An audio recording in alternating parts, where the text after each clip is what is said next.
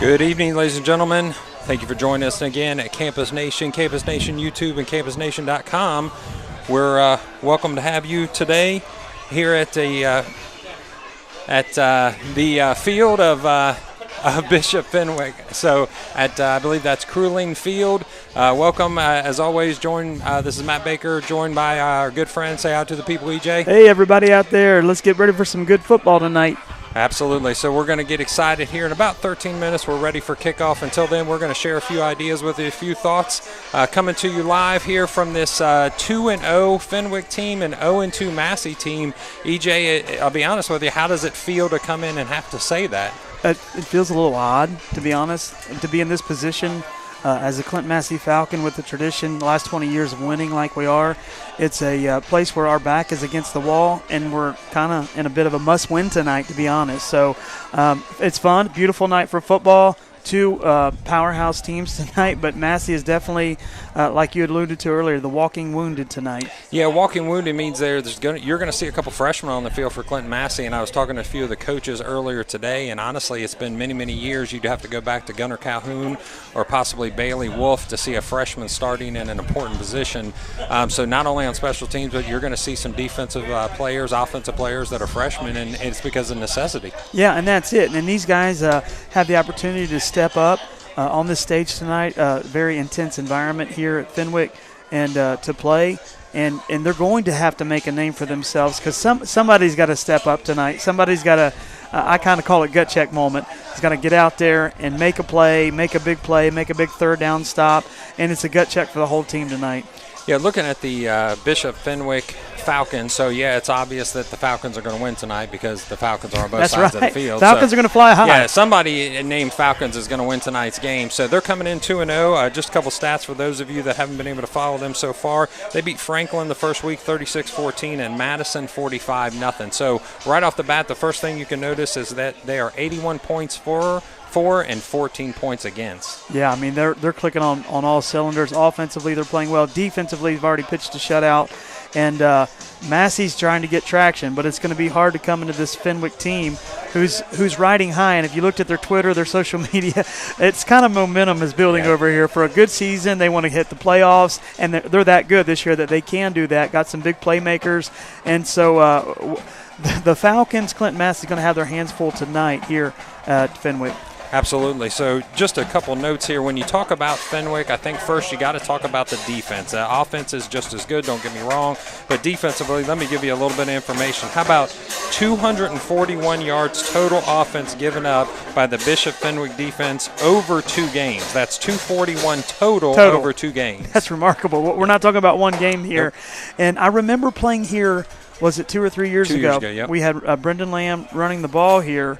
Or maybe it was 4 years ago.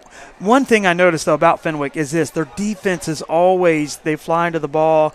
They're going to make it tough. I remember that from the last time we were here. So you're going to see a team that is always good defensively, kind of play through their defense. But this year you add the playmakers on offense to that, and, man, it's a very, very well-rounded team. Absolutely, and their defense, as you said, is always flying high. But this year I'd say they have the stats to back it up within the first 2 games. So last week, there was 24 rushing attempts by Madison for negative 26 yards. Again, 24 rushes by Madison for negative 26 yards, and the defense has forced 3 turnovers. And that's already. What we do. So everyone knows we're going to run the ball. That's no secret from here or anywhere for anybody that we're going to run the ball. So you take that kind of stats, and we face that defense that has always had a good run D.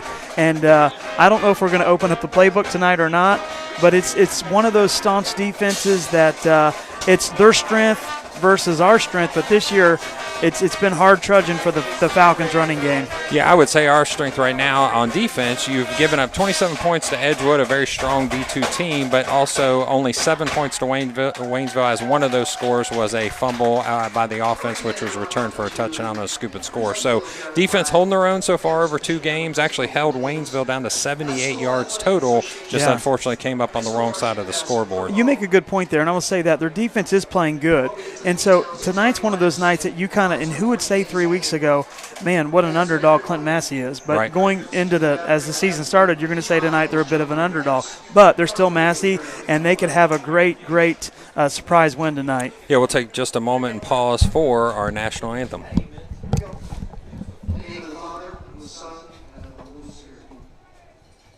God, Father, you created us to strive for the very best. Grant all athletes, coaches, officials, and fans strength to pursue excellence in this event and all the days of our lives.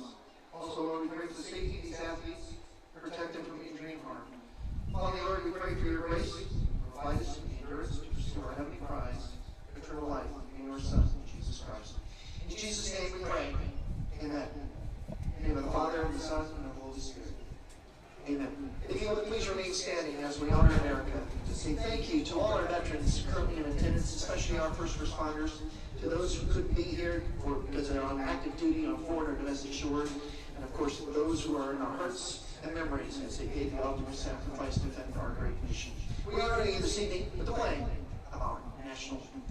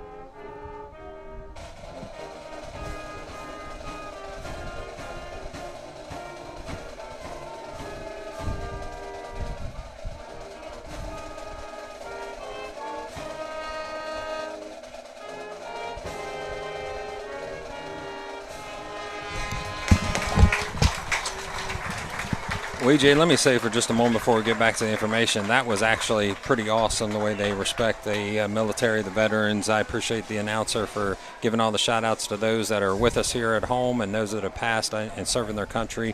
Clinton-Massie is no stranger to those giving service. I'm sure Bishop Fenwick as well, so we appreciate that. Also, I have to admit I'm a tiny bit jealous. I'd love to be able to start every game with a prayer, so that's awesome. my 2 cents there. All right, back to our stats. So I did get to talk to Mark Mueller, the head coach. After 13 years of being a head coach, he spent the last 2 years as head coach here at Bishop Fenwick. He was once head coach of CHA and New Albany as well. Amassed a 102-30 record, record as a head coach. Second year on the staff, he said they're a lot further along than they were last year, and this is an experienced group coming back. Unfortunately, a 3-6 record last year, so they've been able to handle adversity. They've overcome adversity. They handled it well. It's an older team. He loves their effort and he loves their fight. Yeah, and they got a lot of fight in them. You always notice that it's a kind of a trademark here for the Falcons is they've got a lot of grit in them, got a lot of fight. I don't think they're going to be 3-6 this year. I anticipate at least an 8-2, 7-3 season for them. They're having a good season. They're playing well. A lot of chemistry on both sides of the ball. So coach has got them playing good, great coaching. Of course, we've got great coaching too.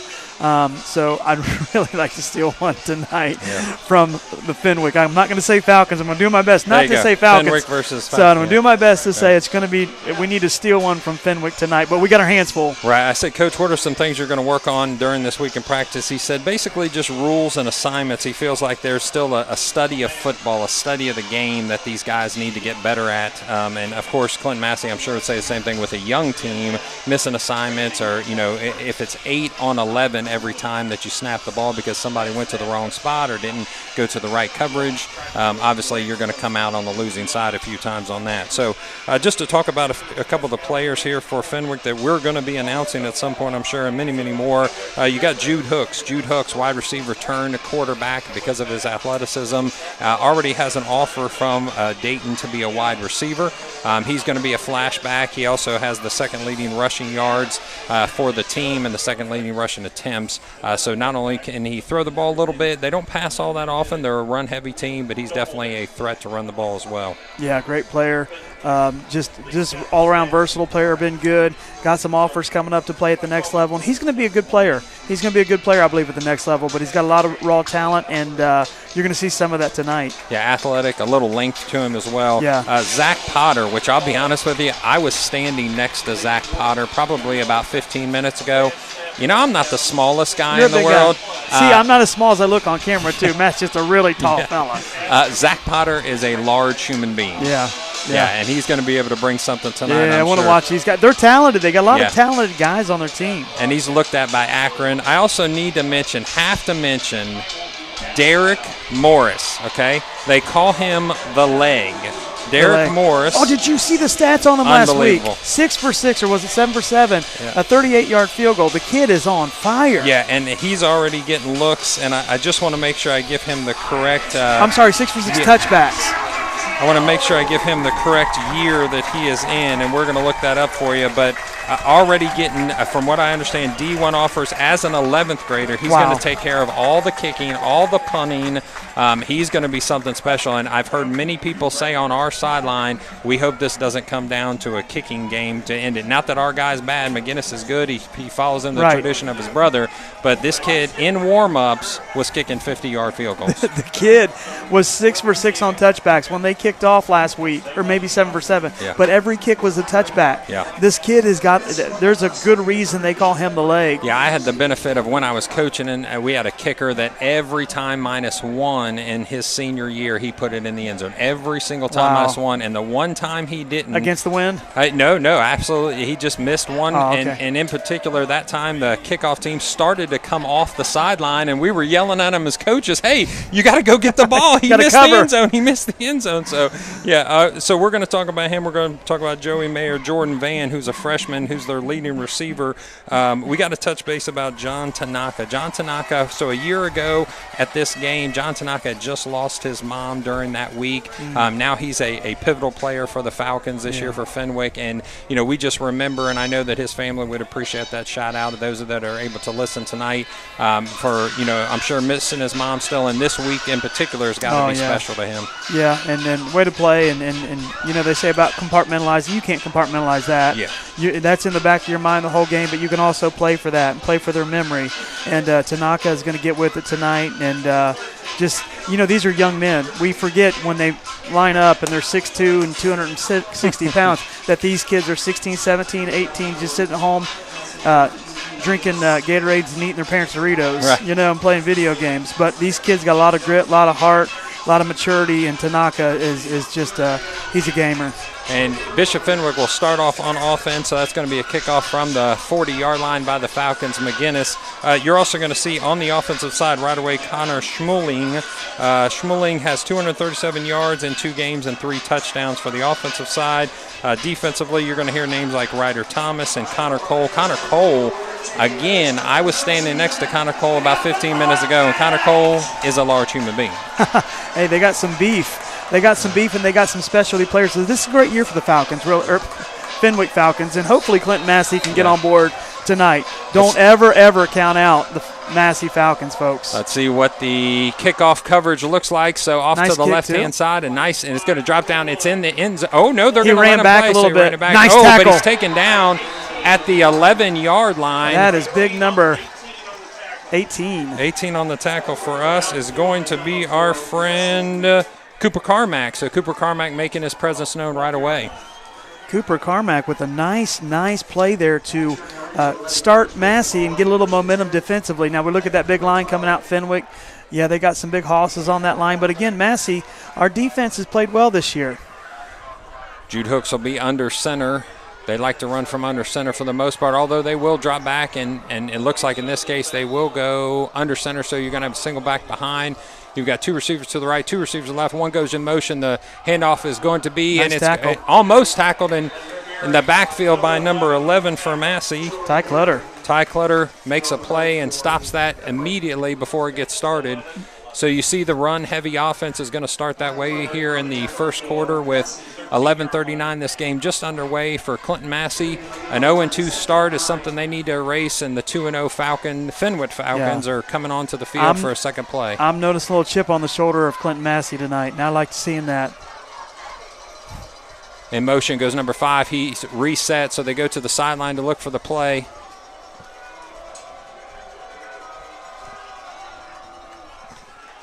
The snap. Nice stop.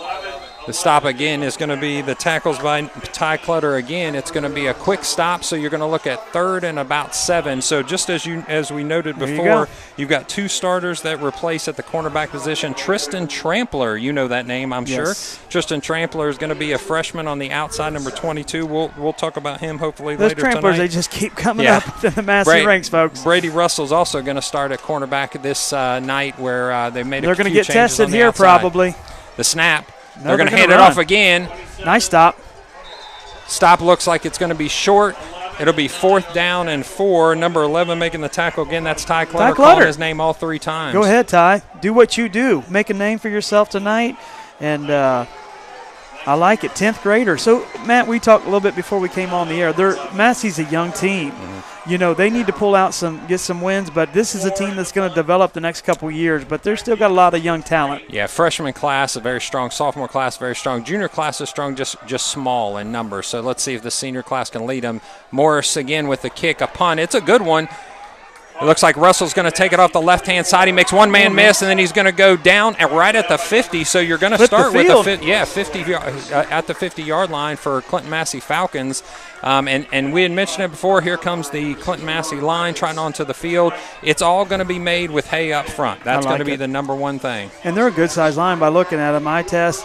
It's their night to make if their offense comes out and matches the intensity of the defense on this drive, that'd be huge to come out. But I love the defensive mindset early by the Clinton-Massie. So let's see that out of this offense tonight. And that's from Coach Scott Rolfe. Scott Rolfe is going to make his defense play as best they can no matter who they're playing against. So the ball's going to go to Chesser. Chesser's going to be brought down just after a couple yards. So off the right-hand side, looks like about a 2-yard gain. It's going to be 2nd and 8. That Chesser reminds me of Eddie George, kind of tall, 6 foot, he is taller. And kind of that big, long stride. But when he gets that big, long stride going, he's fast. Yeah. He's fast. Looking on the field, like we said, number 35, Nolan Phipps, a freshman, is getting the start tonight. So he's going to be your wing back or the offset back in at fullback. I believe another freshman, it looks like it's going to be Eli Muterspaw, is at the fullback position. We'll double-check that here in just a second. Phipps goes in motion, sets, goes to Muterspaw. There's that fullback run, nice. Fullback run up the middle is a good one. That's almost going to be a first down. It's going to be about a 3rd and 1, and that is Muterspaw. Like I said, a nice freshman. Weighing in at 165, 5'8", 165. That's so your fullback. Go ahead, baby. Yeah, I'll tell you, he is an athlete, though. I've heard lots of things about him on the both freshman games and the JV games already. So I think it was his time to step up. And unfortunately, Brody Clutter having a hip issue. It doesn't seem like he could go tonight. I do see him on the sidelines, dressed in with his helmet on, but Muterspaw is going to get the start. So out of the I backfield, tight end to the left, Phipps goes in motion again. He sets. It goes to Chesser. He finds an opening. Nice. It's going to be a first down, but off the left-hand side, he gets about 3 yards, so it's going to be over the first down marker line, and we're going to reset the chains there as the clock runs with 8:28 left. 0-0 is your score. The Fenwick Falcons are holding back the Clinton-Massie Falcons. They'll set this time at the 38-yard line. Yeah, nice run by Chesser. Made one man miss, and then almost eluded the second defender, but he got him, but enough for a first down. Good first down. Way to start this drive for the Clinton-Massie Falcons. And Chesser is your second leading rusher at this point behind Brody Clutter. The option this time goes to Eli Muterspaw. It's off the right-hand side. Keegan Lamb gives it to him.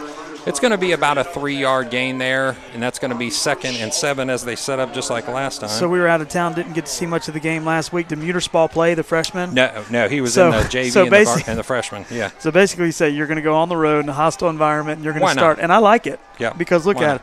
Playing, converting some first downs here, so let's go. There's a comment about next man up, and I think that we've had to do that in 3 different locations on the field today. Into the game is Gavin Hunter for the Clinton-Massie Falcons. Going back to the traditional wishbone double tight look.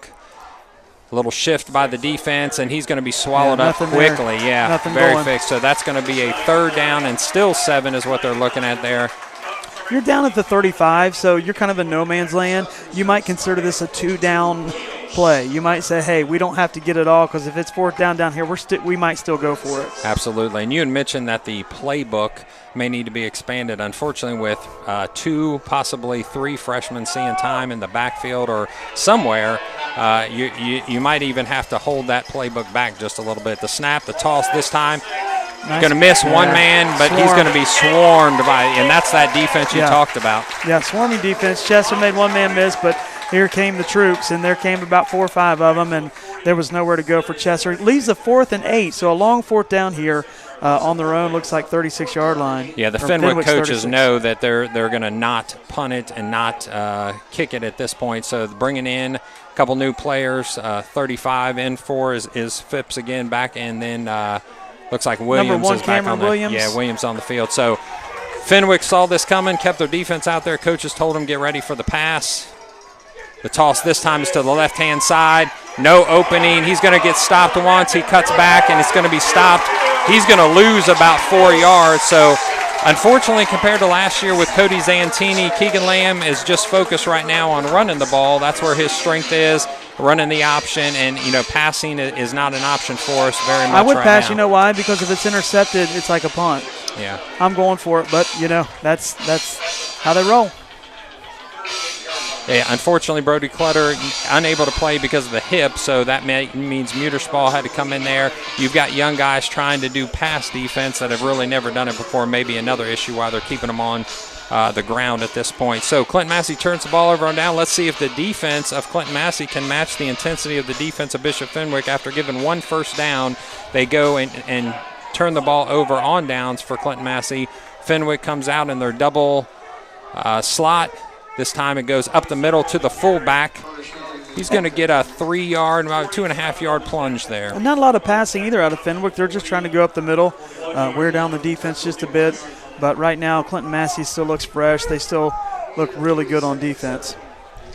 And Coach has said they have some standouts there on the D-line. They love their D-line. Coach McSorley and Coach Mueller are both raving about their D-lines on both sides. So it'll be interesting to see that battle all night long. Defense sets up this time on the 42-yard line. This time the sweep goes, and he's met immediately by Keegan Lamb. Yeah, he only Keegan gets about 2 yards on that one, so it's going to be 3rd and 5 as Bishop Fenwick sets up this time at the 44-yard line. So it looks like Clinton-Massie wants to meet him head-on when it comes to the – He met him in that little lane there and popped him real good, and they only got a yard or 2 out of that one. So leaves about a 3rd and 5 here for Fenwick. Fenwick takes out number 29. That's A.J. Kaiser to the left-hand side. This time the ball sweeps around. They find the opening. Nice juke. Off the left-hand side. He steps out of bounds, but they're going to let him stay in at that particular play. And pushed out of bounds by Brady Russell is number 32, and that should be Parker Burline. And Burline was somebody that the coach mentioned earlier this week. Yeah, somebody steps up, makes a play. Sometimes it's a guy that may not be big on the stat sheet, but he makes a name for himself in this game. Nice play there. Into the game, DJ Brown. It seemed like the coaches must have seen something there because they actually ran the same exact play, but they blocked it a little bit different, giving them another option. So on the field, number 99 and number 3, DJ Brown. There you go. Thank you, brother. All right. 5 on the carry. Nice stop. Swallowed up by the defense. So number 5 is Jordan Van. That's the freshman that Coach had mentioned. He is very, very talented and probably will get some looks here as the years progress. Yeah, I mean, look at the freshmen on running here and the freshman and sophomore playing for Clinton-Massie, and a lot of young talent out there tonight getting some varsity playing time.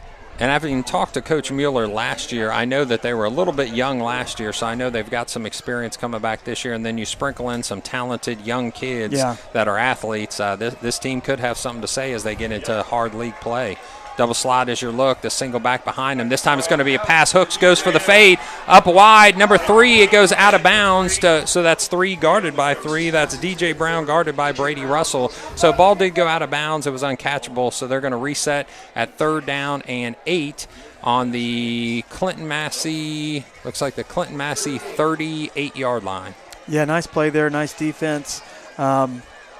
and just a good stop, and gives Clinton-Massie the opportunity to get another stop here, maybe get the ball back on downs. Again, they're kind of back in no man's land, so who knows if they're going to punt or consider this, two-down territory. Middle of that defense being held down by Gavin Hunter and Ty Clutter. Double slot as your look. Motion goes to number 5. The fake this time. He's going to go outside. Nice move. He's going to be missed by one. He's off to the races by himself.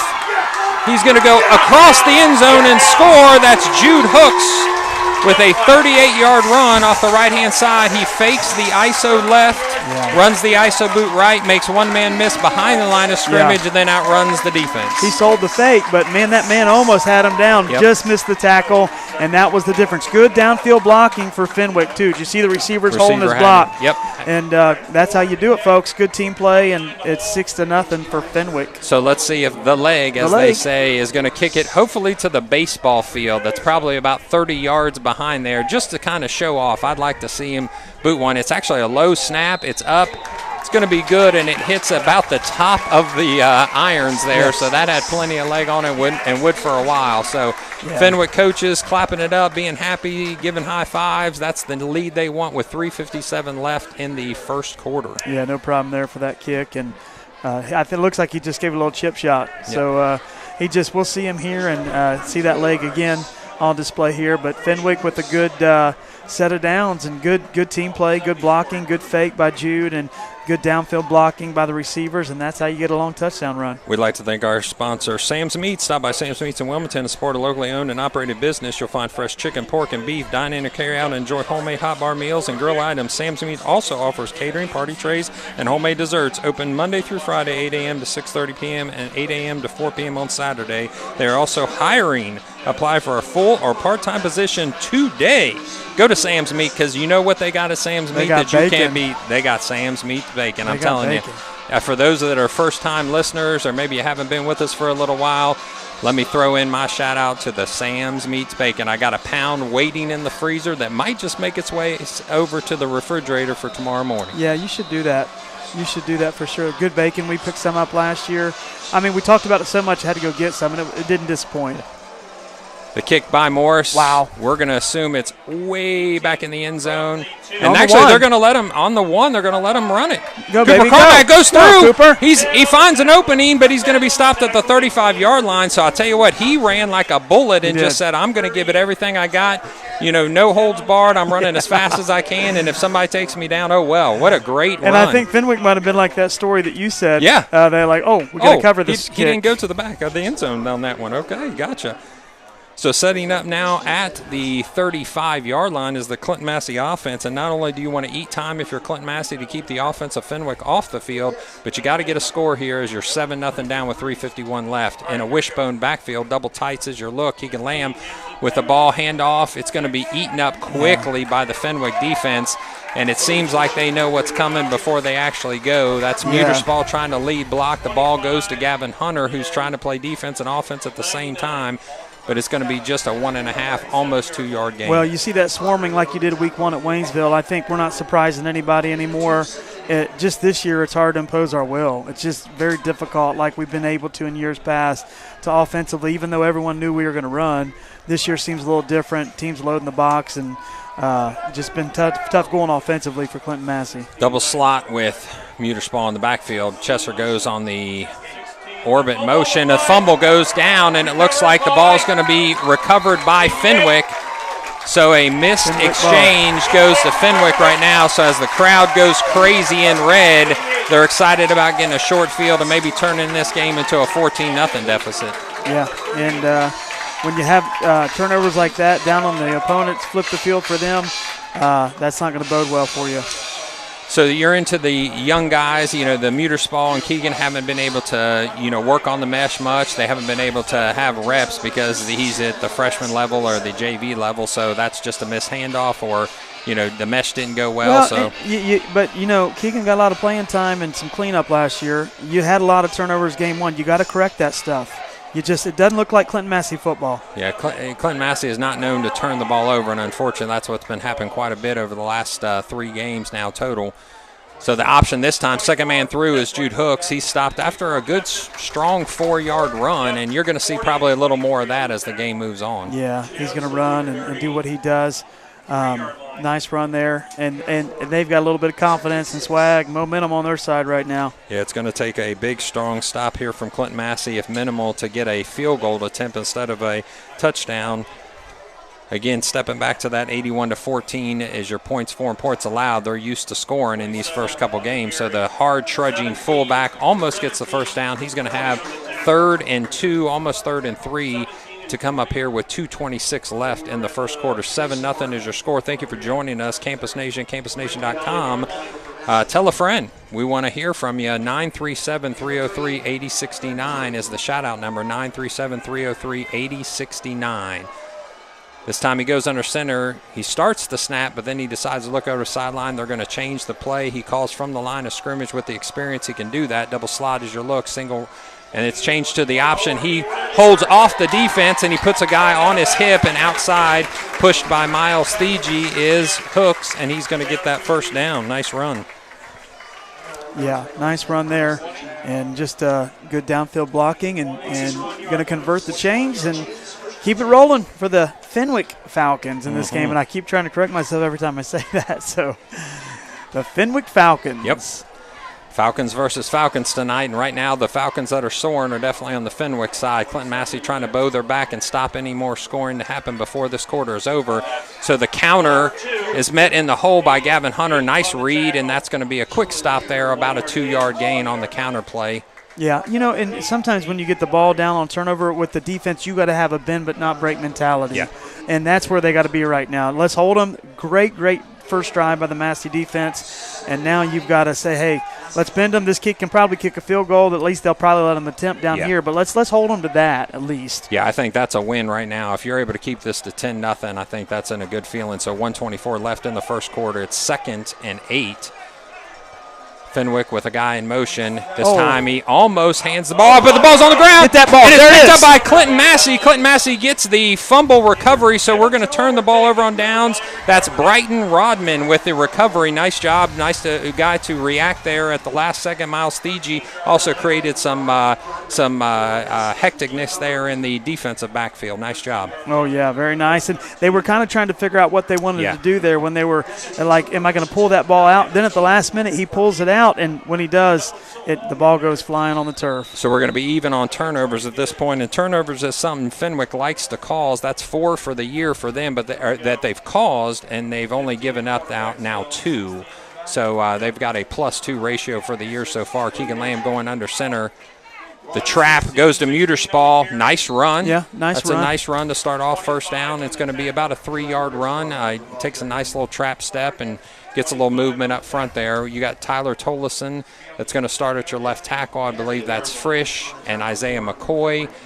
Should be Joey Coker and Owen Trick. Let me see this about Tyler Tolleson. Saw him a few last drive going downfield, blocking downfield, didn't stop till after the whistle. These guys got a lot of heart. Let's get behind them and get something going here, Clinton-Massie. All starts up front, and they've got a hoss to go against with number 99 across from nose guard. Also number 88, Cole, is a man too. So, again, trying to go off that right-hand side, and honestly just nothing brewing right now for Clinton-Massie. If they can go up the middle, they can get a few yards. Anything off the edges just seems to be swallowed up quickly. Yeah, and you're trying to get a little push. Usually the Massey line can get a push, so once you get to the line, they push you a couple yards. But you see the strength of Fenwick's defensive line, and it's hard to push them off that ball right now. Yeah, they got some men up front. There's no question. Yeah, 99, look at him. He's a beast, isn't he? He's a beast. Just 2 seconds left. And actually, we're going to go into the second quarter. So as we go into the second quarter, we'd like to share with you a couple other sponsors. WZAA. There is now even more to love about your favorite radio station, WZAA 106.9 LPFM.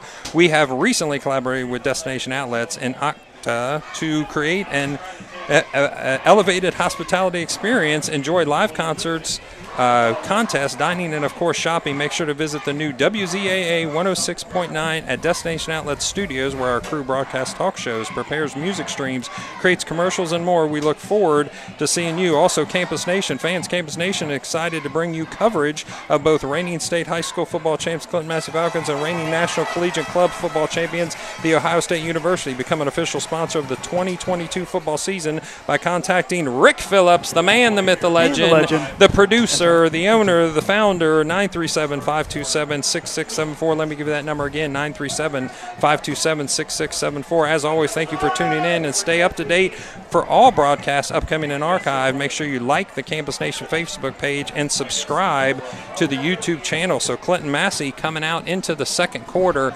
deep. Let's go. In their own territory here, so they're going to break the huddle. Coming out in that single receiver to the left, tight end to the right, also a slot back to the right, I backfield offset there.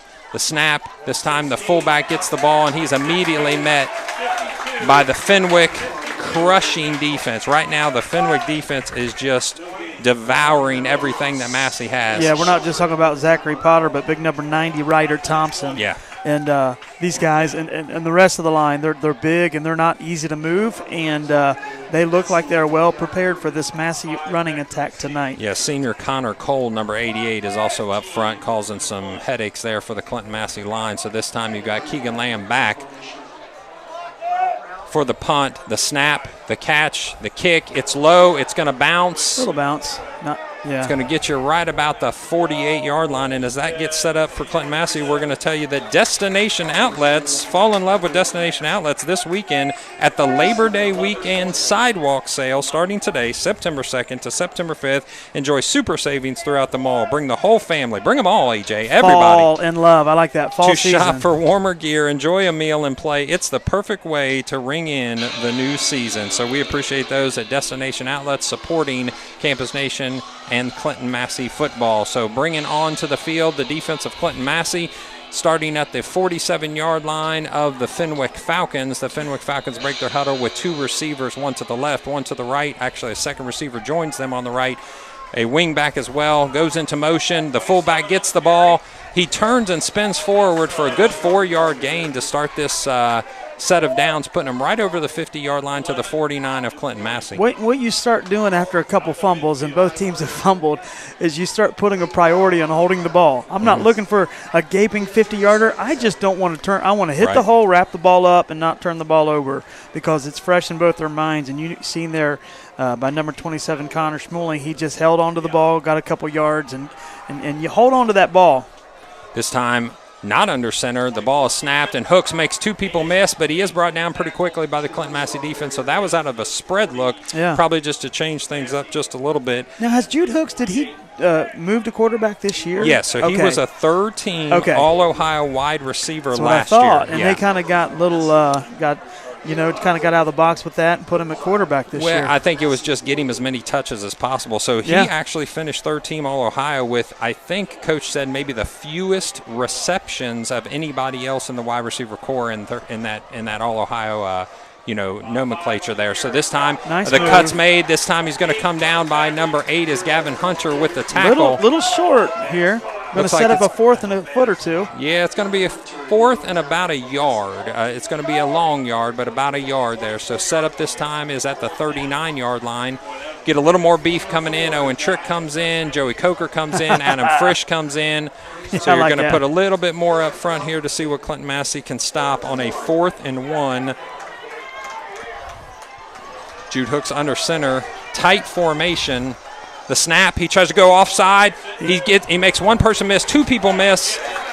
He's going to get the first down by about 2 yards. And honestly, he was hit in the backfield. Yeah, it's hard twice. To wrap him up. Yeah, he's quick and he's shifty, so he's going to get out of those tackles and probably shiftier than he probably even looks, but he is quick. And I'm not saying Jude Hooks does this, but I'll tell you about some players that I coached in the past. They used to put a little baby oil on those thigh pads and let it soak through as the game started sweating. Yeah, I wouldn't call it shadiness. I just call it ingenuity. Well, we Lambs, we sweat so much by the first play. It's like baby oil, right? Yeah.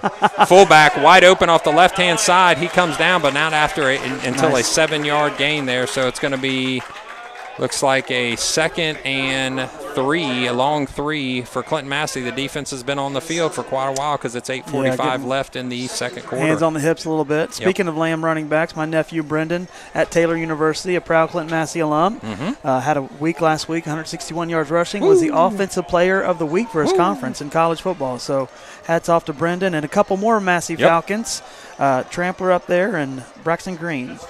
Fullback gets it, left-hand side. Nothing brewing Not much on that going one. there. Yep, number 44 for Clinton-Massie on the tackle, and number 44 is Elijah Grow coming up the middle there and stopping that along with Gavin Hunter. So, yeah, we do congrat 3 Clinton-Massie alumni at Taylor University, Colton Trampler, Braxton Green, and Brendan Lamb for a win last week. And we hope that they get many, many more, as well as this Clinton-Massie team getting a couple wins themselves.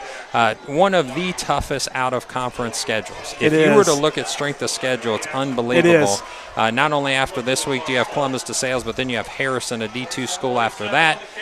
This time it's going to be another first down run, just kind of bowling their way over, getting sometimes 3-7 yards at a time, but just kind of nicking their way down all the way to what's going to be the 29-yard line. So basically you're going to see a couple teams that are going to run. I don't see hardly any passing out of Fenwick either. So you're going to see what team is going to control the line, like you talked about earlier, who's going to control the line. But right now, when you go time of possession, Fenwick's held the ball quite a bit longer, and so Massey may be getting a little wind right now. I'm very biased, but I always think it starts with the O-line and the D-line. So, having coached that for years, that's where I feel that the hay is made. Yes. So 15 is your tackler. That's Keegan Lamb on the defensive side, out of necessity, having to play that side of the ball as well. So it looks like you got a couple different people switching in and out. Number 18 on defense now for the Falcons is going to be Cooper Carmack, comes into the game on defense, and that pushes, looks like Ty Clutter is still going to be, so he come in at the Sam linebacker. Ty and Gavin are still up front. This time the pass, there you go. The fade on the left-hand side. Tristan Trampler, the catch. He pushed off a bit. He's going to be down. He's going to be down. Yeah, 11's calling for that flag. Ty Clutter came along and he watches the receiver kind of put his hand out. They're going to confer a little bit and see what happened here. Let's see if a flag comes out. So we'll wait for the call here. The catch was made. He might have lost the ball as he goes to the ground, but we're looking to see if there was a push off there. So the umpire is going to come over and, again, just kind of confer just a little bit and see what the play is. Nope, they're going – no flag. So they're not going to call him for pushing off. They're going to give him a first down, but they're going to give it to him at, I believe, the 1-yard line. Yep, so it's going to be 1st and 10 at the first and goal at the 1-yard line. I'm not going to say anything because I don't want to be fined. There you go, 6:42 left, 7-0 is your score. That was a good call to get away with. Bishop Fenwick Falcons knocking on the door right now, so the ref comes in from the side just to make sure that everything's set properly. Down marker is set. 1st and goal. Clinton-Massie sets their defense. Fenwick getting set from the line of scrimmage. Single back behind. Hooks. Motion. Gives to number 5, and he's going to walk into the end zone. Comes down at the last second across the line of scrimmage. That's going to be a second touchdown for the Bishop Fenwick Falcons. 13-0 is your score with the extra point attempt coming up. The freshman, Jordan Van, number 5. And young talent here, gets around the end and gets his way into the end zone for 6. So Fenwick now 13-0. But again, if a nice, long, sustaining drive, the Falcons could do that. We're still in this game. It feels the momentum is definitely over here with Fenwick right now, but we definitely can get back in this game. A nice 53-yard drive by the Fenwick Falcons. Morris has a ball set. The kick, it's up. Oh! It hits the upright, but then it goes in with the force. So a little doink there, but he gets it through. 14-0 is your score. And as we step back to our sponsors, Campus Nation, are you a business owner looking to engage with the community? Being a sponsor of Campus Nation Broadcast is a great way to reach your target audience. We cover a variety of sports and skill levels and travel all around the Midwest for games. Advertising with us is a perfect choice as packages can be completely customized. Reach out to Rick Phillips via Campus Nation Facebook or Instagram page so we can create a plan for you today. So if you're in line for a little sponsorship here on the Campus Nation station, which we have many games and many games that are coming up here in the near future, feel free to call Rick Phillips. You can touch base with him through Facebook or the Campus Nation Instagram page. So Clinton-Massie down 14-0, and unfortunately a spot that they've been in the last couple weeks, whether it's to Edgewood and a comeback ensued or whether it's to 14-7 down to Waynesville. So Clinton-Massie will set up for a return kick. Let's see if they can get a return on this one, as the first one was actually brought out from the 1-yard line with a great return, 34-yard return by Cooper Carmack. Chesser and Carmack are receiving. Let's see a big run here. Good run last time on the kickoff. Let's get one right here. Derek Morris is your leg, and that one is way back. Yeah, that's 8 yards deep in the end zone. Yeah. That's not going to be returned. No, nice leg, and you see that kick out of him, and he's kind of frustrated. He said, I barely squeaked that field goal in or extra point in, so I'm going to really give this a lot. Yeah, he took it out on the ball that particular time. So, yeah, talking to the coach of Bishop Fenwick, I said, Coach, what's the rest of the season look for you? And when you get into league play, it's a brutal league. So their out-of-conference schedule is strong with Clinton-Massie and with Edgewood, but they got a brutal in-conference schedule. And I said, who's the team to beat? They said Baden right now is the leader on their side, and then McNick and CJ should be very, very strong. Oh, yeah. Single receiver to the right. Keegan Lamb with the pitch, but he's gonna pitch it to Logan Chesser, who gets dropped in the backfield for a loss. So offensively, the Clinton-Massie Falcons are just looking for something positive at this point. So 2nd and now 11 will be your down and distance as the Clinton-Massie Falcons start at the 19-yard line. Everybody defensively played their assignment. They were waiting on the pitch. When it was made, he was ready, made the tackle for a loss of yardage. Clinton-Massie breaks the huddle this time. They'll go with the tight end to the right. Wishbone backfield, single receivers to the left. Keegan Lamb with the snap. 6 on the carry. The tackle is a flock of Falcons going nowhere, so 3rd down and probably another 8 or 9, I should say. Yeah, you're seeing the strength of this Fenwick defense right now, and I think they're just they're feasting right now. That was Connor Cole that started that tackling barrage there. So number 90, I think you said Ryder Thompson, I believe, is also in on that. Connor Cole, they're all big. I mean, you look at these, it's a big defensive line. Yeah, just 3 men on the line right now. Yeah, their roster doesn't say weights and heights. I wish it would, but they're nice-sized boys. Nice, almost a nice play there. Yeah. So Keegan Lamb does make a pass attempt to Gavin Hunter. The ball kind of slides off of his hands at the last second there, so that's going to be a 4th down and 9, so the punting unit's going to come out. And I will say this, it's a decent night. It's not overly hot, but you've got Keegan Lamb playing quarterback. You've got him punting.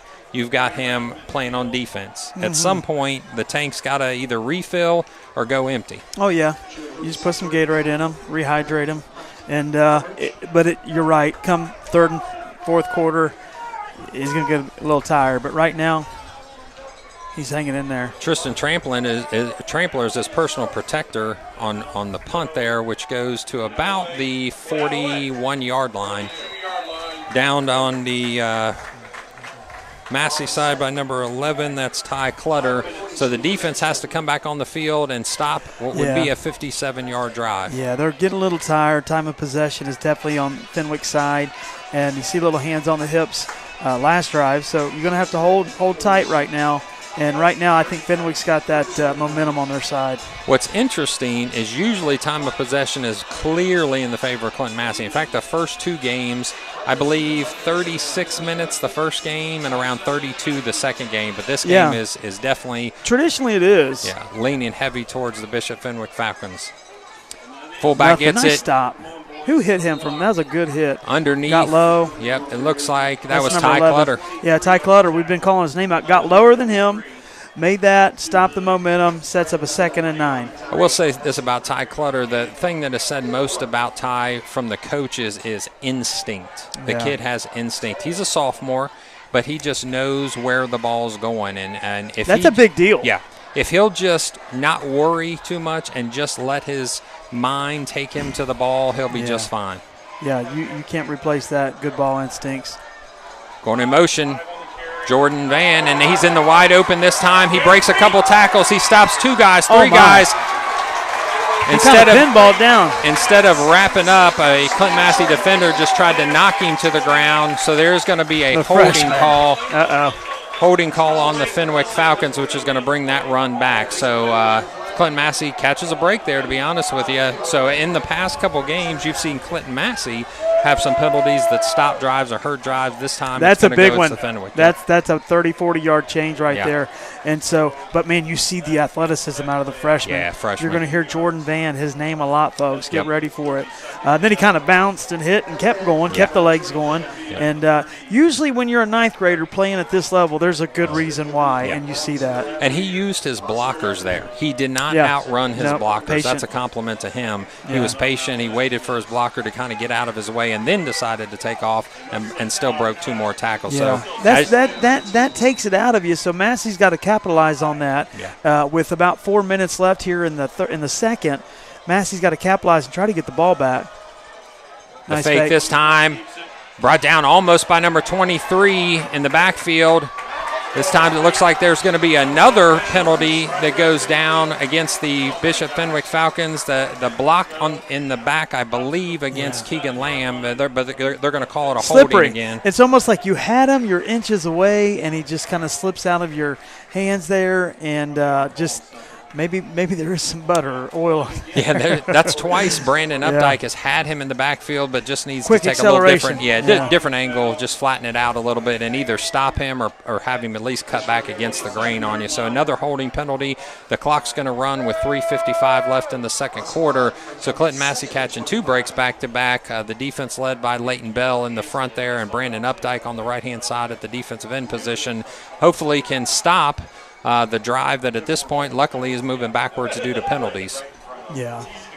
And they answered on that after that penalty. Let's see if Fenwick can answer again. Massey needs another big stop here, set up 3rd and long. 2 safeties deep. The running back gets the carry. He's going to go off the left-hand side, and that is 27. That should be Connor Schmuling. Miles Thiege there with cleaned it up there, got a few yards, but made the play. And so, sorry, there's a correction there. It's Schmeling. So we'll keep the U out of it this time. So Schmeling. All right. Yeah, Thiege there made a good play, kind of banged up a little bit on it, but he hit hard. Now we set up a 3rd and very long here for Fenwick. We need to stop this as there's only 2:55 left in this second quarter. Yeah, at this point, you're not even worried about scoring. You're worried about stopping them from scoring. 14-0 and 21-0 look totally different in the halftime talk. So 2:45, the timeout's going to come this time by. It looks like Bishop Fenwick's going to call the timeout. So, EJ, let's talk just a little bit about what Clinton-Massie has ahead of them. So Clinton-Massie is going to leave the field tonight, whether it's at 1-2 or at 0-3, and have a Columbus DeSales potentially picked in the top 4 of the Division III finals this year as their home opponent to open up the season at home at Clinton-Massie Frank Ireland Field. No rest for the weary. Absolutely There's not. no rest, and so that's what comes to my mind. You're going to go through the gauntlet. Had some very close games, Clinton-Massie has. Games that were just decided by a play here, a turnover there. Could be the same here tonight. They're still in this game, but then you go and you know that's looming next week. And they're going to get their W's. Before this year's over, they're going to get them. But right now, they're kind of in that gauntlet of a schedule. If I remember correctly, DeSales maybe was a 17-7 win, or that might have been Harrison as well. So both of those were tight games, good games. Clinton-Massie coming up shocked on top. them before. Yeah, coming out on top both of those times. I take it back to the Bishop Hartley game a few years back where you went in with a backup quarterback and an O-line that had just started a few games together and ended up shocking the #1 team in Division III at that time. The Bishop Hartley, I don't even remember their name, the Hartley Eagles or something like that. Sounds right. Yeah, and they were. It was their homecoming night as well, so that was extra little bit of fun. So the Fenwick Falcons come out in a double slot look. Jordan Van goes into motion. He gets the handoff. He makes 2 people miss, but then he's able to be brought down guys. by Miles Thiege. They're going to call another timeout. This time it goes to Clinton-Massie. Yeah, stop the clock, get the ball back, and see what we can do here. 2:37 left. So talking to Coach, I said, hey, Coach, what's some things that you'd like us to know about the team? You know, he appreciates his senior captains, and he doesn't name individual captains. He says his senior class I like that. is his captains. Cool. You know, he obviously has guys like Jude Hooks and Schaefer and Mayer as guys that are go-to guys, but he feels his whole senior class should represent for the younger guys, and I can appreciate that. And he also is looking forward to seeing, number 5, Jordan Van, to really take off here this year, and then the sky's the limit for him as he starts to get more experience and more touches. Definitely excited for him and the opportunities that he's going to have for both the coach and the players here coming up this year to take on a very, very good Baden team, a good Chaminade-Julienne team, and a good McNick team that's bringing a lot conference. back. Yep, good absolutely. Conference. But Fenwick's playing well, and I love that. I mean, how many parents have had their kids play through the ranks, get their senior year? Well, I thought he should have been captain. He worked hard, but when you do that, you just say, hey, guys, you've all worked hard. Here you are. Go show us what you're made of, and that's really cool. A punt by Derek Morris. The snap. The leg. The hold. The kick. Going for that.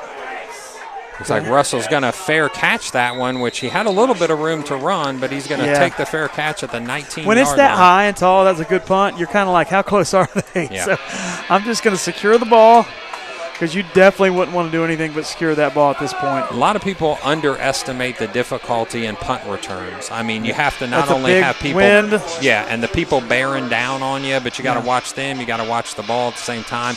And if a ball comes at you end over end, it's hard to keep an eye on it as you're trying to watch the players coming at you. There's a lot. So you just fair catch it and you go on. So and it looked like they brought some pressure there to almost block that punt. Yeah, it did look like they have a lot of movement there up front. So this time with 2:31 left in the second quarter, 14-0 Fenwick is your score.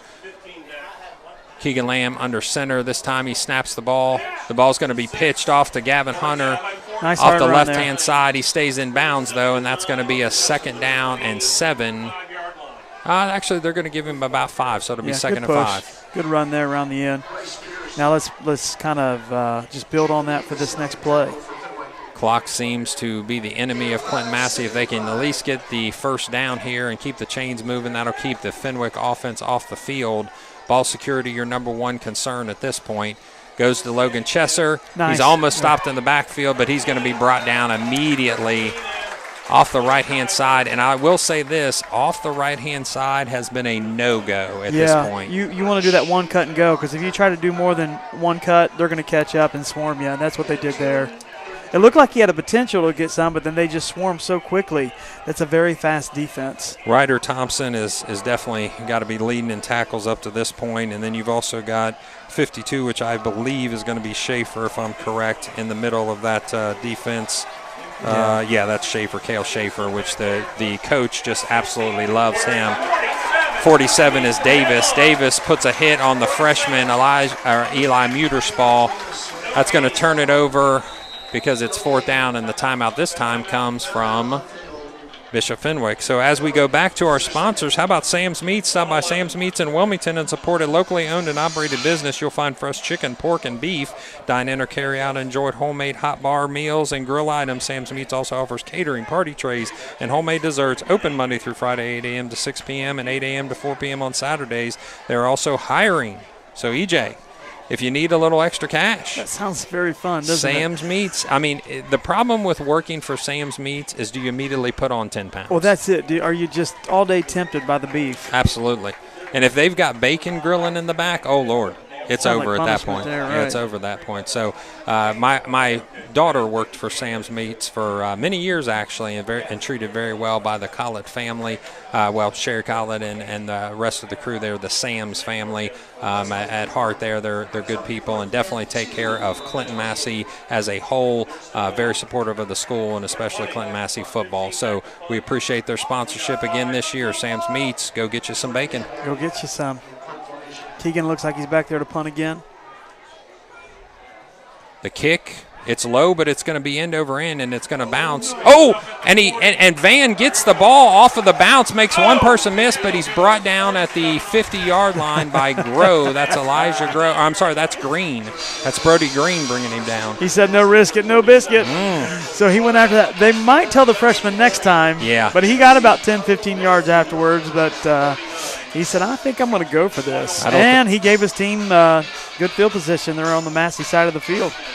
Yeah, at this point, Keegan Lamb has been doing all of the punting duties, and the punting duties have been netting them about 16 to 17 yards. It looks like he's put a little more leg into ones that he's had tonight. Question, do you ever ask McGinnis to go out and punt, or is it a totally different field? Oh, it's a totally different field than any kind of place kicking or field goal kicking. I didn't know if a leg was a leg. No, not in the punting world. It's a totally different game. So this time the pass by Hooks, he wants to look backside. He looks off the middle, and the interception almost, and he actually, does he bring the ball in? No, he's going to say that it hits the ground. So that was big number 99, and that's Zachary Potter. So I saw him. Potter. Yeah, I saw him before the game going out on routes from the tight end position. I thought, you know what, the kid's kind of quick. Oh, yeah, Potter trying to make that ball like clay, for sure. And there's number 1 for you, ladies and gentlemen. Mark it down, ladies and gentlemen. The cheesy line counter has now hit 1 for the evening.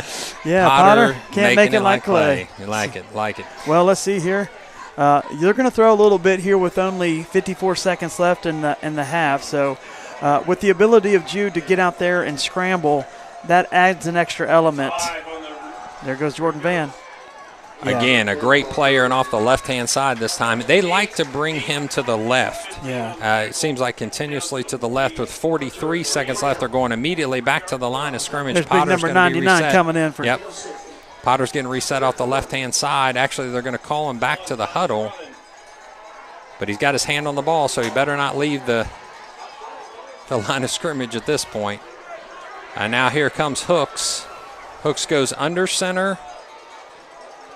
Motion by Van. They give him the ball off the left-hand side, which clearly has worked all night off the left-hand side, and he finds a big 15-yard gain with 13 seconds left, and they're going to reset the change real quick. Got some big long strides there out of Van, and it looks like Massey's defense is getting a little tired right now with about 9 seconds left.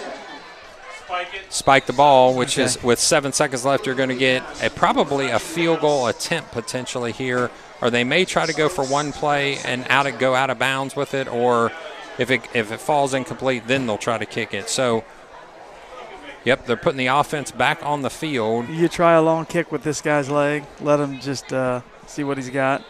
I would try to air this one out here. If they get a chance, it may go out of bounds before that last second clicks, and then they're able to still get a field goal attempt. So it looks like they will bring Jude Hooks back in. Yeah, I like this Derek Morris down there at the bottom of the screen, or number 3, DJ Brown. DJ Brown, yep. He looks tall. I'd give him a toss-up ball. Looks like he's shouting something. Hooks shouts something to Brown. It's going to be a delay of game, so they'll take an extra 5 yards back and then reset this play. Clinton-Massie's defense set in a 2-deep shell, it looks like, with Brady Russell in the defensive backfield, Miles Thiegy in the defensive backfield, Keegan Lamb back there as well, and then you see the freshman Tristan Trampler at the near corner. Reset the play. Potter this time goes to the right-hand side along with Van.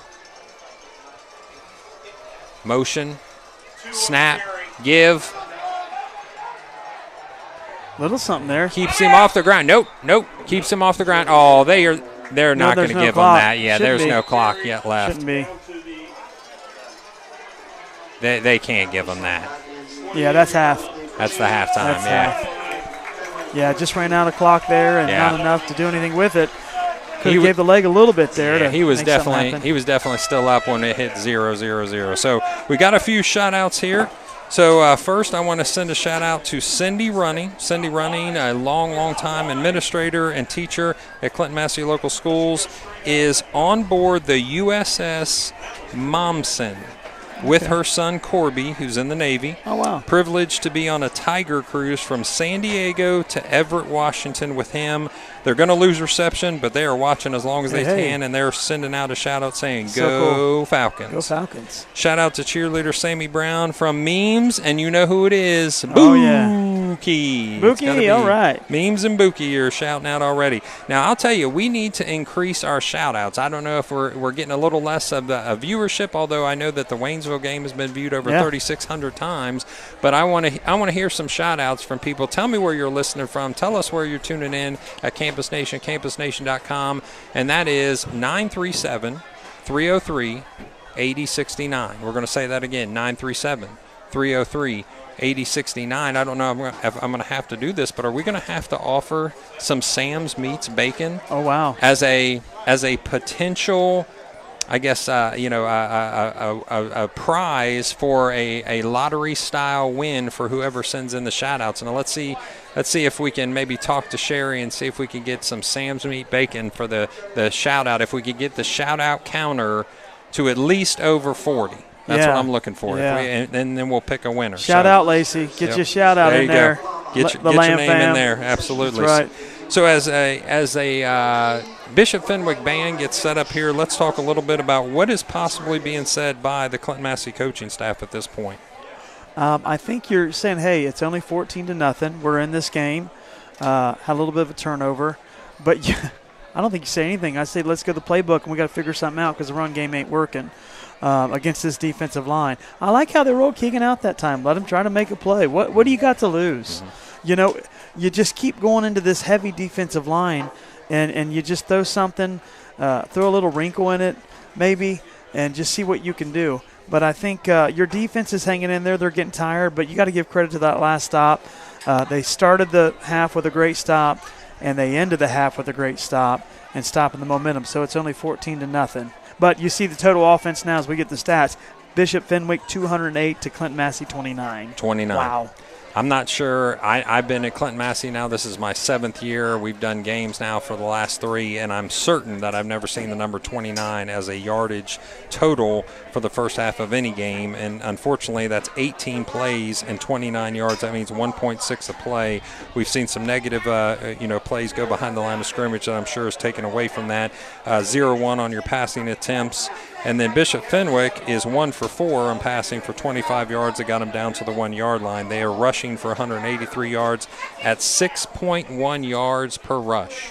Wow, and that's a great running average. You see Van getting some big chunks. You also see the quarterback Hooks with some big chunks, but they had a couple called back because of a penalty. So you imagine if you throw those on there. But that's some big chunk plays there for the Fenwick Falcons. Yeah, it looks like penalty yardage is 3 penalties to 25 yards for the Bishop Fenwick Falcons, 0 penalties so far for Clinton-Massie. So that is something that they've cleaned up from the first couple games. Penalties were definitely an issue over the first couple. A bit cleaner. You had that one fumble there by each team, and you want to clean that up. But you just got to get some offense going. You got to get something to build on here. And right now you got 1 first down versus 8 first down for the Fenwick Falcons. So I like the defensive effort out of Massey.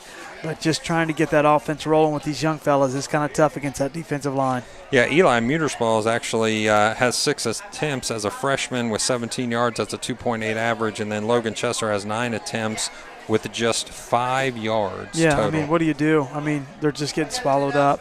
And that's kind of been the story this year as far as trying to make anything happen. It was Waynesville, remember the run blitz that they hit us with? And so it's everybody just stacking that box right now on us. And right now it just seemed like it's hard trudging right now. An offensive line is actually where you have the most experience, so you're going to look for leadership to come out of that offensive line because, unfortunately, that's the only people that have played for the most part in the championship season last year. You had a couple defensive players as well, but, you need those front guys to step up. I will say this, though.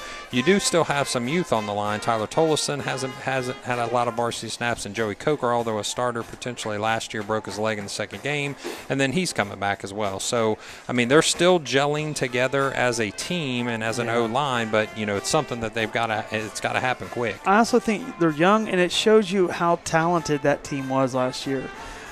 You think of the Van Hooses and the running backs and those guys, and, of course, the senior leadership, Zantini. They were extremely talented to go to the state championship and win it. So these guys are just trying to get their bearings like, okay, it's my turn. I've been sitting behind these guys, and they're just trying to get out there and grind it out. And right now they're grinding. It's 14-0. You get the ball. I believe Clinton-Massie gets the ball at half, if I'm correct. Yes, they're going to come out. And so they'll get the ball and try to do something, put a wrinkle in that offense, do something to get something going here tonight. A couple more shout-outs. We did stir up a little bit of action there you here. go. So shout-out from the Goodalls. That's Mike and Missy Goodall, who are listening from Lake Cumberland. Go Falcons. What are you doing down south? Enjoying that beautiful weather in beautiful Tennessee. Oh, here we go. Is it Cumberland or is it Lake Cumberland? Kentucky? Lake Kentucky, Cumberland, okay. yeah. So we have summoned from the depths of the Sam's Meat Kitchen. Uh-oh. We do have an offer. Uh-oh. You ready for this? I'm ready. 5 pounds. Are you serious? 5 pounds of bacon for your lottery. We appreciate Sam's Meat stepping up. So people now, here's what we're going to do. That's not cheap these days. Oh, no, Bacon absolutely. That's prime, a fantastic. prime meat. Okay, I'm right now at 14. I'm at 14. So if we'll get 40. I got to get 40. I feel like it's a necessary number to hit.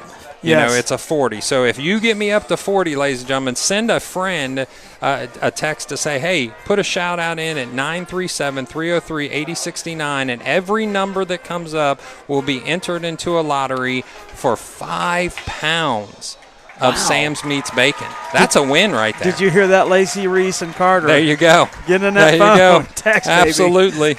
The phone's starting to light up a little bit here, Hey, so we'll see ding, what we ding, can get ding. here. Okay. Oh, wow. We're really coming together now. How about Shelly Bailey shouting out to my friends and former students? Enjoy the long weekend. Cody Zantini's watching. The boys from the Zantini residence would be there, but recovering from knee surgery. Get some momentum and win this one, boys. Cody Zantini, the wizard. The wizard, the magician. Absolutely unbelievable. Great player. One of the most highly intelligent quarterbacks and football players I've ever seen, and I've seen a lot. So we miss Cody. He is on the sidelines right now because of a knee. And we wish him nothing but Where's Cody a fast now? recovery. College? So he was at Thomas More. All right. And from what I remember, there's a lot of smart people that go to Thomas More. I mean, Cody Zantini's one of them. Yeah. I got to think, where's the other guy I know that's from Thomas More? I think the superintendent at Massey went to Thomas More. I'm pretty sure he did. So, hey, how about, from the Realies, Todd, Nancy, Amarie, and Brinley. So they're shouting out there. I believe that's probably from close to us in the Clarksville area. How about watching from Pansy Road on the front porch, Massey alumni, and a Salmon family. Go Falcons. Pansy Road's got some good people on it as well, so we got a lot of people. Yeah. Shout out from Key West, Florida, Connor Combs and Will Harner, class of 2002. Get you some key lime pie. Ann Rodman sending a shout out from Louisville, Kentucky, watching my grandson Brighton Rodman, doing a great job, Brighton. Go Falcons. How about Eddie Friend from Clarksville, Ohio, is sending a shout out as well. Let's go Massey. Watching from home tonight and missing our Friday night football. Never had Sam's Meats bacon, but the sugar cookies are amazing. That's from Tracy Matthews, forever an O-line mom. Now, I will agree. If you're going to go to Sam's Meat and you're going to get bacon, that's a win. They got bakery, too. But they do the cookies, the sugar cookies. Oh, wow. And they put icing on them. I'm telling you, I'm starving at this point. Why are we talking about food? My chili from supper's not holding me over not holding at me this over, point. yeah. I appreciate the hard work of all the players, especially love seeing some O-line, D-line action, miss playing in those games. Thank you for putting the stream on for us to see. I also am a big fan of the bacon. How about Joe Boffman? Hey, remember Joe. old Joe Boffman? Old Joe. I watched a game not too long ago, a game from Joe Boffman's senior year, just to see some of those old plays that we had back then. It was awesome to see. So Joe, good guy. Dad's a good guy too. How about Chris Downing? Well, always shout out a Go Falcons, but especially for the bacon. Oh yeah, especially if you're putting bacon on the table, it's on. So how about Go Massey from Brittany Hollinsworth? Some are coming in, aren't they, Matt? Oh, absolutely. The Horners are watching from Cowan Lake Campground. Hey, nice campground. Falcons. How about the Brinks love Massey football and Sam's Meats? That's right. So I think Sam's Meats is getting as much action as we are. I think they go hand in hand. That's what beefs up our line, right? That's it. Shout out to the retired Massey elementary teachers. Love them from Maine. All the way from Maine. How about that? From one side to the other. Watching in Oregonia with Mrs. Brink, my wife, who is a teacher at Massey. Go Falcons. Let's go Massey from the Shockleys that are driving in the car and still checking us out. So we appreciate that. Lived in Oregonia 10 years. There's good folks out there in Oregonia. Let's light a fire. Massey from the Shockleys, we are on our way to the game. So, all right, let's do that. Okay. I like that. Get to the game free at halftime. Good thinking, EJ, folks. tell them what you're thinking here that you've got to see as I count the total, see if we can get up to 40. What are you going to see out of the Clinton-Massie defense this time? We talked a little, what are you looking for the D right now? Well, get a little rest, get some electrolytes in you at halftime, and it kind of goes back to offense. You want them to sustain the drive so the defense can stay off the field and the defense can get their breath and you know they're holding their own, I think, tonight. 14-0 is not bad. You can definitely get back in this. And you put on this 80s music, I think it's going to get them pumped up. Absolutely. So we're at 29, ladies and gentlemen. 29. I need 11 more, and I just got one. Let's Go Maddie comes from us as a shout-out. Do the number one more time. Carter, Reese, Hudson, or Lacey, I hope you're listening. 937-303-8069. 937-303-8069. Shout-out from the Collets, watching from, okay, I'm going to mess it up. How about Okeechobee, Florida? Okeechobee. Shout out from the college watching from Okeechobee, Florida. Blow, Seminole wind. Absolutely. How about our good friend Corey Price, who's our cameraman, sends me a text and says, "Show me the bacon." Show me the bacon. And also our friend, our treasurer, Carrie Burr, is also saying, "Hey, show me a little bacon." Hey, I got a lot. I We're like close. that, Corey. We're close, ladies and gentlemen. We're getting there. I like it. How about, hey, the Tramplers from Corbin, Kentucky, horse camping, giving a shout-out to Tristan Trampler, grandson, number 4, playing for the Falcons on varsity. Go Falcons. Thank you, Trampler family, for producing running back after running back. Absolutely. Thank you, Grandpa. We appreciate that. How about this? A shout-out from Mary Ritter. Go Massey. And we appreciate you at Sam's Meats. The Kratzer family is watching from Sligo, beautiful downtown Sligo. Yeah, beautiful city. Shout out from Cameron, or shout out to Cameron Williams. We are cheering for you, Ken and Tracy in Clarksville. How about shout out Mary and Nancy Trampler? They're also camping there. Hey. Number 22, we appreciate you seeing there. Go Falcons. Go Massey from Michelle at Bus 2. Hey, bus number 2. Absolutely. How about Let's Go Bacon and Let's Go Massey from Reese Lamb? Hey, there you go, baby she gets girl. her number in there. There you go, baby girl. I need one text. Oh, I need that was 39. One text, ladies and gentlemen. Oh, 3, 4, 5. Okay, so we've hit. Somebody's getting bacon. How exciting is that? So somebody's getting 5 pounds of bacon. As the texts keep coming in, we're going to let them keep coming in here in just a couple moments, and then we will hold our lottery draw. This is kind of the most exciting part of the game, to be honest. I'm telling you, right here at this halftime. It's getting fired up right now. It's 7:31 left in halftime, and we're talking about bacon and ice cookies. I like that 39th text. That's nice. That's nice. So we appreciate all of those that are checking in. For those of you that are just seeing us for the first time, Campus Nation carries all the Clinton-Massie football that they can. We are going to be out on the Western Brown game. Western Brown has their own system that they subscribe to, which is NFHS. Really want to see that quarterback. Yeah, Drew Novak. He is top passer in the nation last year. Definitely. He's a nice young man as far as his skill set, and I'm sure he'll bring a lot to the table. It's at their place, which, if I remember correctly, we scored 84 points there last time, won the game, and they were not happy about it. That's for certain. Yeah. Do you remember that's when we were getting yelled at from outside of the press box, and we didn't do anything, ladies and gentlemen, but they were still upset at us. They've got revenge on them. I think this is the revenge tour for everybody against Massey this year. You're a little young team, so it's revenge tour 2022, but Massey's going to step up. Let's talk about Drew Novak, which we're going to see in just a few weeks. Already at 759 yards passing, and that's just 2 games, a 55-0 win and a 54-40 win against Washington Courthouse. If I'm not mistaken, yeah, they probably pulled them by the 4th. They take on Monroe tonight. Now, Monroe is no pushover. They should give them division. quite a game. Yeah, and Monroe runs a very similar offense to Clinton-Massie, so it'll be interesting to see what they do against them. Western Brown has one of the leading receivers as well, and Zachary Chisman. They also have Matthew Fry as one of the leading receivers and rushers. Clinton-Massie looks like representing on the leaderboards, not as of yet, but I'm sure as the year goes on, they'll start to move their ways up there. So New Richmond looks like they're quite well represented on the leadership board in many categories, including passing yards. Looks like receiving yards and tackles by Jack Moore, 39 after just 2 games. That's impressive.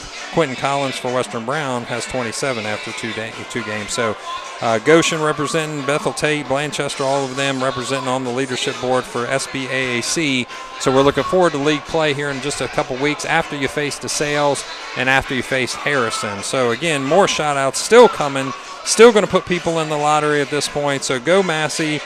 From New Burlington Couglers, the Couglers of New Burlington. New Burlington, beautiful place up there. There's a place called Slim's. Go Falcons. Little restaurant there. From the Beam. I've actually heard of that place. How about Spring Valley, technically. Go Falcons from the Burleys, or Burlisle. Sorry, that's Burlisle's. And yeah. I believe Bridget works for us there. I bet you that's who it is. They have a kid in Pee Wee. Okay. So, yeah, okay. Gotcha. Yeah. And he is actually a nice size kid too. So we've got some size coming up. Oh yeah, they're coming up. Speaking of Slims, I've heard a lot about their breakfast. Have you ever been there for breakfast? No, but I'll go for their burgers, onion rings, Okay. wings. They're delicious. I've heard a lot about Spring them. Valley.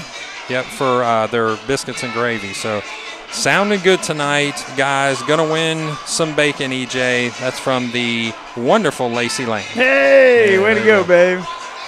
Let's make some bacon, Massey. See, go Massey, dig deep, and get the W.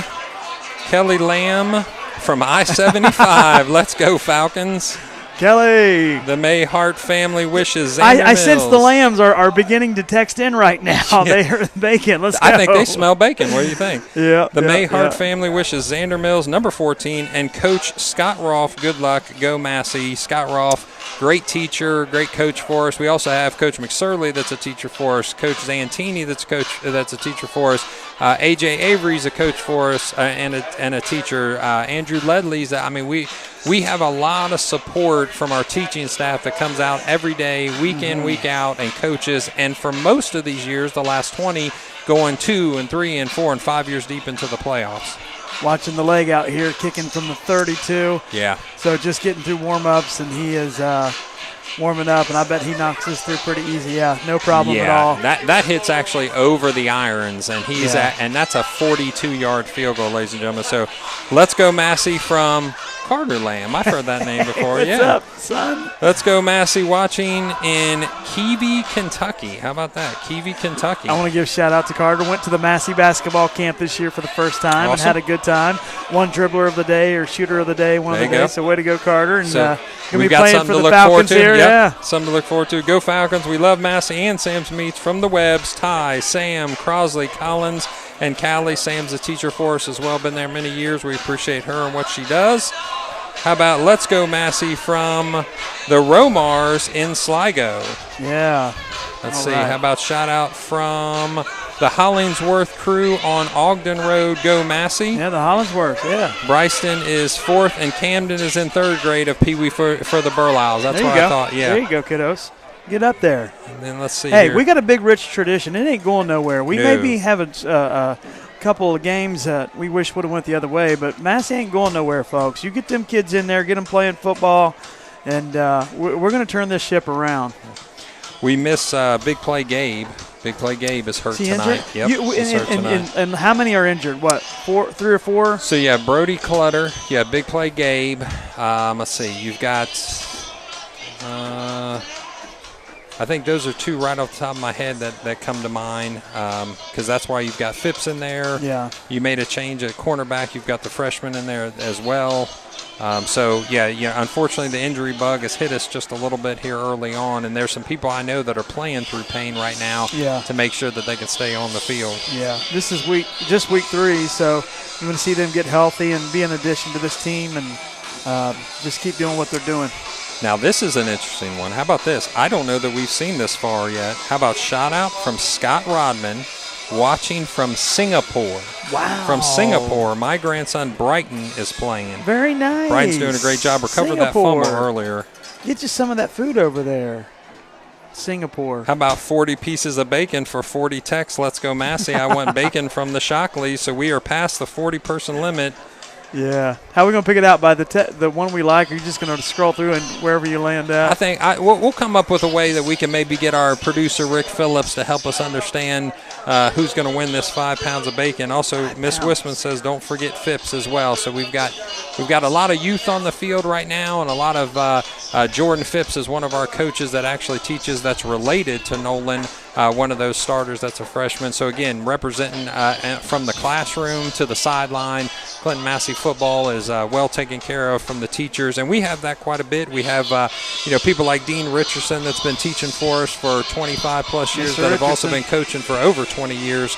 So we appreciate that kind of commitment. There's the old bacon texter himself. Yeah, how about that? Yeah, Corey Price. It just kind of magically shows back up, but somehow You got that phone out and made a couple texts. Yep. So we appreciate with triple zeros on the clock, they're going to reset for a 3-minute warm-up here in the second half. Clinton-Massie will get the ball to start the second half. So I think the key for Clinton-Massie has got to be first downs. That's it. Yeah, if I was Massey, I'd come out here in a spread offense just to see the defense like what, and then just go back to the call an audible and go back to your normal stance. But just throw a wrinkle in See if they'll it. eat a timeout out, just for that. And they've done that before with Cody Zantini. I know that was a wrinkle that Coach Zantini had, and that was to put Cody in the spread in a shotgun snap, and every once in a while have a nice little out route to throw. In this particular setup, it looks like Keegan Lanham will stay behind center, and then we'll see if we can get some movement up front. I think that's where, as we always said, it starts with the O-line up front, where the experience is this year, or a majority of it. So we'll see if they can take over the second half of this game, keep them in this game with 14-0 as your score to start the second half. You'd love to come out here and answer with a big touchdown here and just get some momentum back on that Massey side, get the fans in it, get some confidence going in these guys. And 14-0 is nothing with Massey, so we just need to do our thing. Looks like Dan Schweitzer and Steve Armasmith, class of 1988 from Oregonia, shot it out from Oregonia. 55-yard kick there by the leg in warm-ups here. Like it's nothing but a thing, absolutely. He's legit. And like I said, I believe only a junior, so he's got another year of preparing and getting some good coaching, I'm sure. And I will say this, I'd like to thank the people of Bishop Fenwick. So we are set up very nicely here. Yeah, I got space. Plenty of space. The announcers, everybody's been really nice, offering us waters, offering us anything very we can kind eat. folks. So we appreciate Bishop Fenwick and rolling out the red carpet for Campus Nation, campusnation.com. Go to the Facebook page and like Campus Nation. Also go to YouTube and subscribe, because we want you to stay with us for the rest of the season and watch Clinton-Massie hopefully pick up a win tonight and continue to turn this season around after starting 0-2. I think Wilmington News Journal said that's the first time since 2011 that Clinton-Massie has lost back-to-back games. Yeah, and you never want to see that after a season like we had, a phenomenal season, obviously, being state champs. But you want to see them turn this ship around. And who's going to be the guy that makes that play? Maybe Logan Chesser can take one to the house if it's not kicked into the end zone for a touchback. Yeah, it looks like Cooper Carmack and Brady Russell are going to be your deep receivers. I'm sorry, who's number 6? Logan Chesser is, but okay. I think they made a little switch there. Logan has taken a little bit of a beating there on the offensive side of the ball, so I think he's getting a little bit of a rest here. Okay. So the leg, as you say, gets the ball teed up at the 40-yard line. You know what? If we had a small penalty on a touchdown or something like that, he might be able to put it through the end zone or through the uprights. Yeah, that one's going to be 9 yards deep. Yeah, this about time. 1 yard left. Yeah. I mean, how do you get that strong of a leg? I mean, obviously you can lift weights and you can, I can think run. a lot of it is, my wife says, genetics. There's a reason I'm 5'7". Wow. And I think this kid was born with a lot of strength and a lot of power, but you can tell he's put work and he gets out here before the game. Yeah. Gets in halftime kicks. So this kid is putting in the work too, so he's going to deserve that scholarship to be that kicker. Yeah, he's impressive, I'll tell you what. So when you mix talent and with the hard work, yep. That's when that's that beautiful marriage that breeds success there. So they're going to call a penalty on Clinton-Massie. We hit that guy. I saw a guy go flying. Okay, so there was a block when the ball would have not been in play yet because it went out of bounds so you can't chip went into the end zone. Yeah. So, they're actually going to start back at the 10-yard line. So that's a 10-yard loss, unfortunately, going backwards already. The first drive starts in the second half. Clinton-Massie comes out, one receiver to the left, tight end to the right, wishbone backfield, goes to the fullback up the middle. This time you're going to see number 40, Leighton Bell, carry the ball. So Eli Muterspaw might be taking a rest here on the offensive side. Leighton Bell will get a carry, and Leighton Bell's going to be no stranger to carrying the ball. I remember him when he was younger, and I know that his dad and I have talked, and he definitely has a comfort level with the ball in his hand. Hey, let the old 6'2", 225 get through there, get a couple touches. Nice carry, 6-7 yards there. Wishbone backfield again. The mesh doesn't go well this time, and Keegan Lamb just turns around and runs as hard as he can and gets met by a wall of Falcons. So after a successful first down run, a hard second down run is going to put the ball at about looks like about 3 yards to go here on third down. Keegan Lamb waits for the play to come from the sideline. Running in the play this time is Brady Russell. Clinton-Massie needs a first down. Yeah, let's go here. Only one for the game at this point. Wishbone backfield. The snap. There you go. Driving the ball ahead, but it looks like it's going to be enough. It's going to be enough for a first down, so that's going to move the chains and luckily keep the clock moving to keep the Bishop Fenwick offense off of it.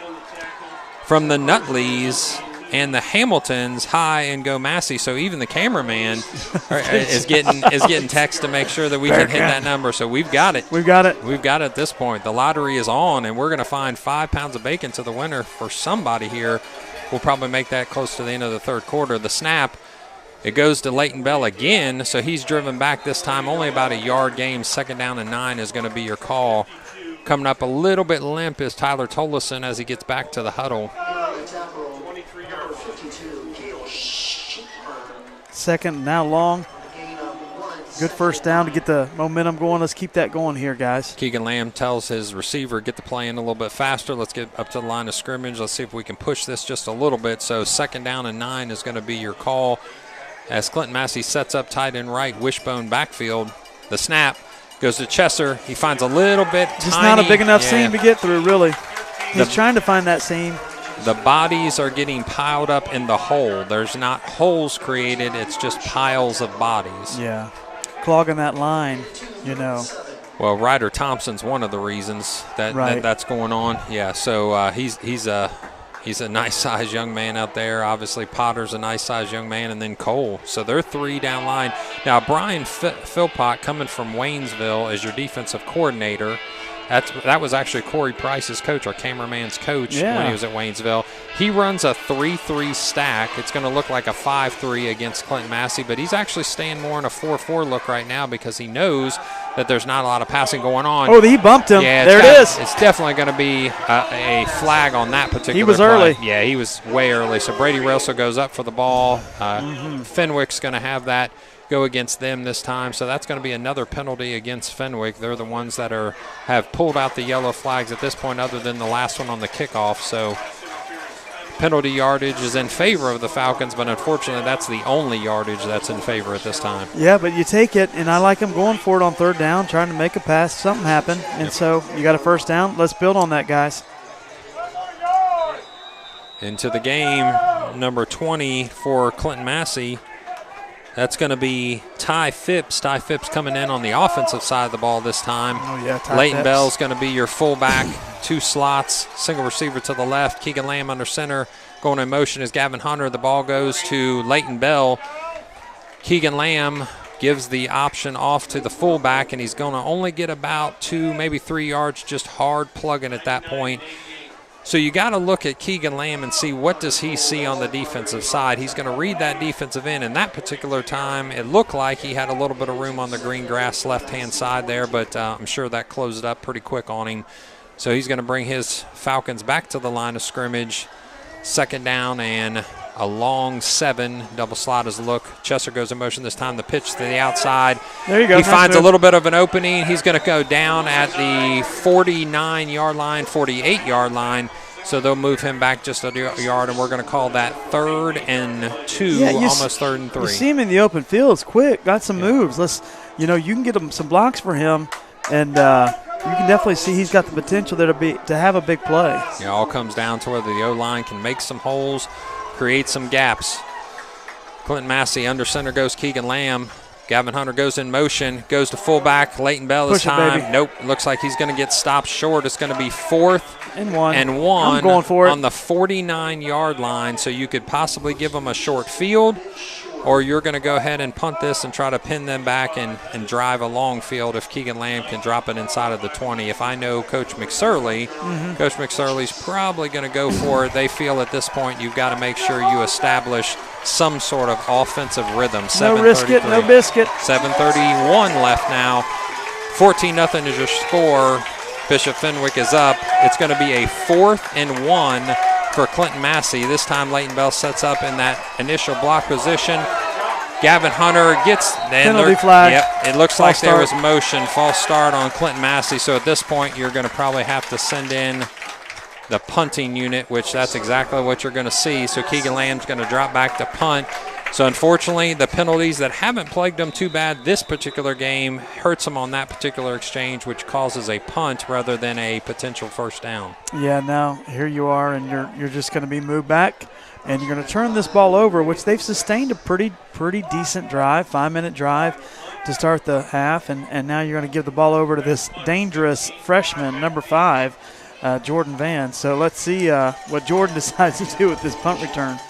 Elijah Groh running off late onto the punt. Oh, nice nice punt punt this time. He's fair catching it at this point at the 12-yard line. So actually it's going to go from the 49 to the 14-yard line. That's a nice punt. No return. So I don't think you could ask for any more than that when you had something go against you there.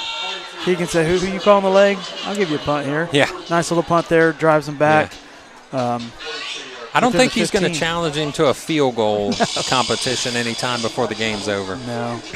But I tell you what, a nice little drive there, first down or two. But now you're going to see what Fenwick's going to do and see how they respond here in this second half. 6:48 left in the third quarter. 14-0 Fenwick is your score. Van goes in motion. He gets the handoff. Movement off the left-hand side. He makes one man miss, pushes off another with a stiff arm. Is brought down. It's going to be 2nd down and 7 to start this next play, which will be on the 18-yard line, it looks like. Yeah. Fenwick still kind of running the ball a lot as they do, and I think this is a trench game. Yeah. This is who's going to win, who's going to endure.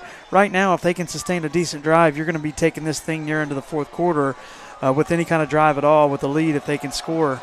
Yeah, if you're Fenwick, you have no reason to put this in there. You want to eat time. You want to eat clock off the left-hand side, off the right-hand side. Ball's on the ground. Ball's on the ground. It looks like Clinton-Massie is going to have the recovery. Yes. So fumble, a second fumble by Bishop Fenwick, responded to by Clinton-Massie with the – that's exactly what you need. It's not only a fumble and recovery, but a short field. So Clinton-Massie has given up a couple times this year, and they've gotten a couple times this year. So it's going to be a turnover by the Falcons of Fenwick to the Falcons of Clinton-Massie. That ball's going to rest right at the 22-yard line. We're going to go left to right on your screen into that south end zone. Capitalize. You need to capitalize on that. Not only do you need to at least get a couple first downs, continue to eat clock, but you also need to score. This is time to score. 6:05 left as the clock's going to get reset here and start on the snap. Wishbone, single receiver to the right. The snap goes to Chesser. He finds a little opening. This time he breaks through off to the right-hand side, stays on his feet, twist and turn. That's a nice first down run by Logan Chesser. It's going to give them a 2nd down and about 5, maybe 4 yards. Very nice run there by Logan. Kept the wheels going and got hit a few times. And nice run.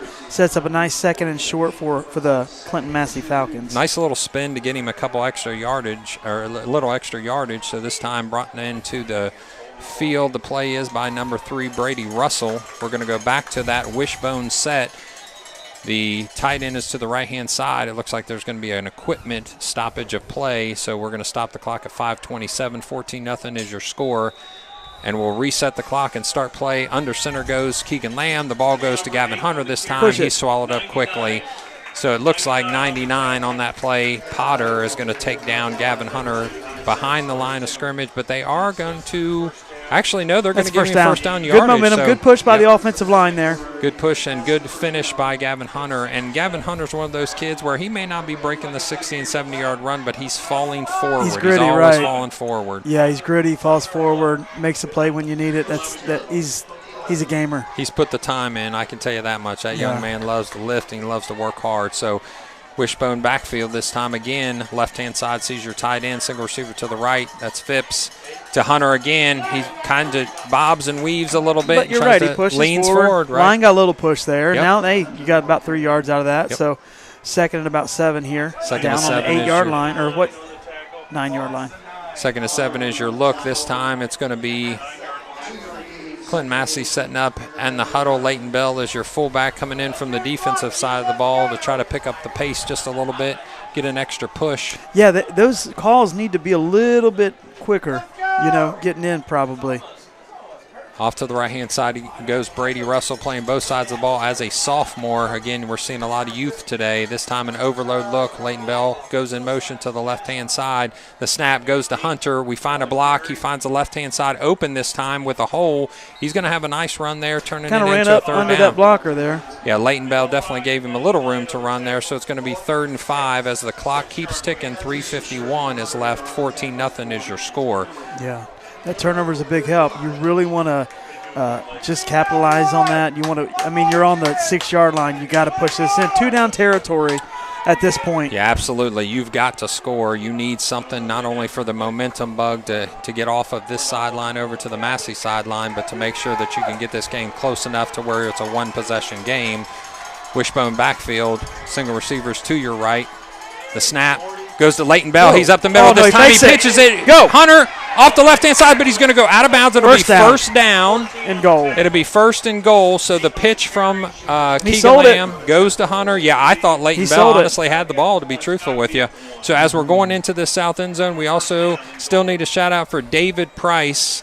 David Price, one of our maintenance guys, excellent. He hopefully is listening to the game, watching us here on Campus Nation. We appreciate all the work from our Clinton-Massie staff. They do a great job. We appreciate them. Appreciate the hard work they do for our kids. Let's punch this in here, Clinton-Massie. 3:16 left, 1st and goal. Underneath goes Keegan Lamb.